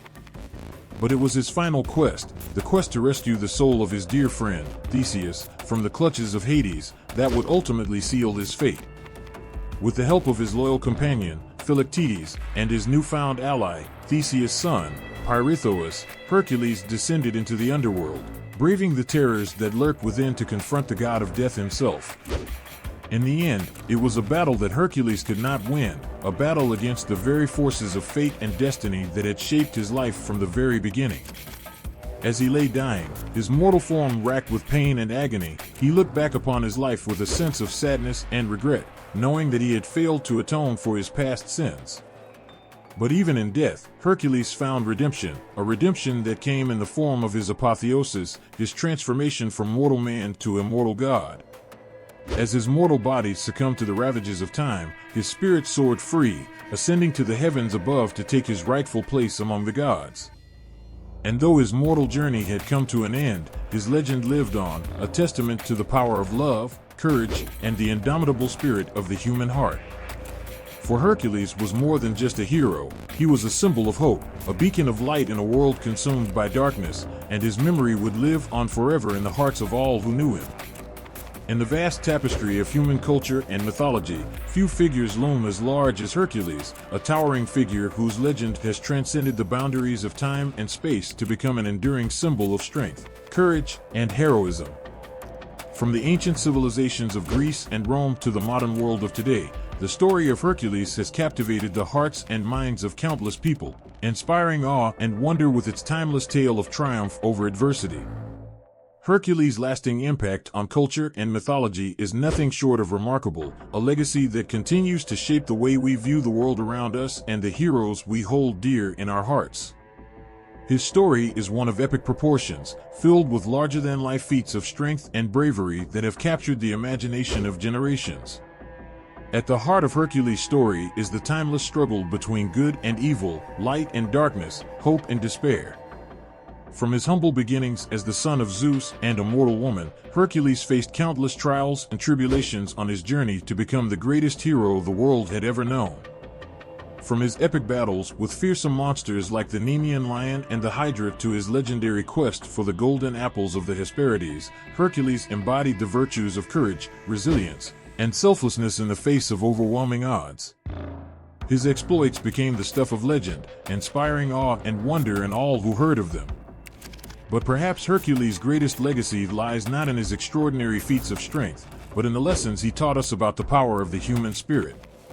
Despite facing seemingly insurmountable challenges, Hercules never wavered in his determination to do what was right, no matter the cost. His unwavering resolve and unshakable faith in himself served as a shining example of what it means to be truly heroic. Throughout the centuries, Hercules' story has been retold and reimagined countless times, each iteration adding new layers of meaning and depth to his timeless tale. From the epic poems of Homer and Virgil to the blockbuster films of Hollywood, Hercules has remained a beloved and iconic figure in popular culture, a testament to the enduring power of myth and legend. But perhaps the most profound impact of Hercules' story lies in its ability to inspire us to greatness, to remind us that we, too, have the power to overcome our own personal demons and achieve the impossible. In Hercules, we see not just a hero, but a reflection of ourselves, a flawed and imperfect being striving to make a difference in the world. And so, as we look back on the legacy of Hercules, let us remember the lessons he taught us about the power of courage, perseverance, and the indomitable human spirit. Let us honor his memory by embracing the values he embodied and striving to live our lives with the same sense of purpose and determination that defined his own. For in the end, Hercules' true legacy lies not in the stories we tell about him, but in the lives we lead because of him. In the grand tapestry of mythology, few figures stand as tall as Hercules, a beacon of strength, courage, and resilience whose legendary labors continue to inspire awe and admiration across the ages. As we reflect on Hercules' character and the themes of his labors, we are drawn into a world of epic proportions, where the human spirit triumphs over adversity and the power of heroism shines bright.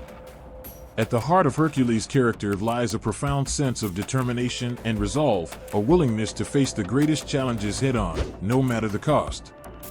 From his humble beginnings as the son of Zeus and a mortal woman, Hercules was destined for greatness, his fate intertwined with the very fabric of the cosmos. But it is not just Hercules' extraordinary feats of strength that define him, it is his unwavering sense of justice and his willingness to stand up for what is right, even in the face of overwhelming odds.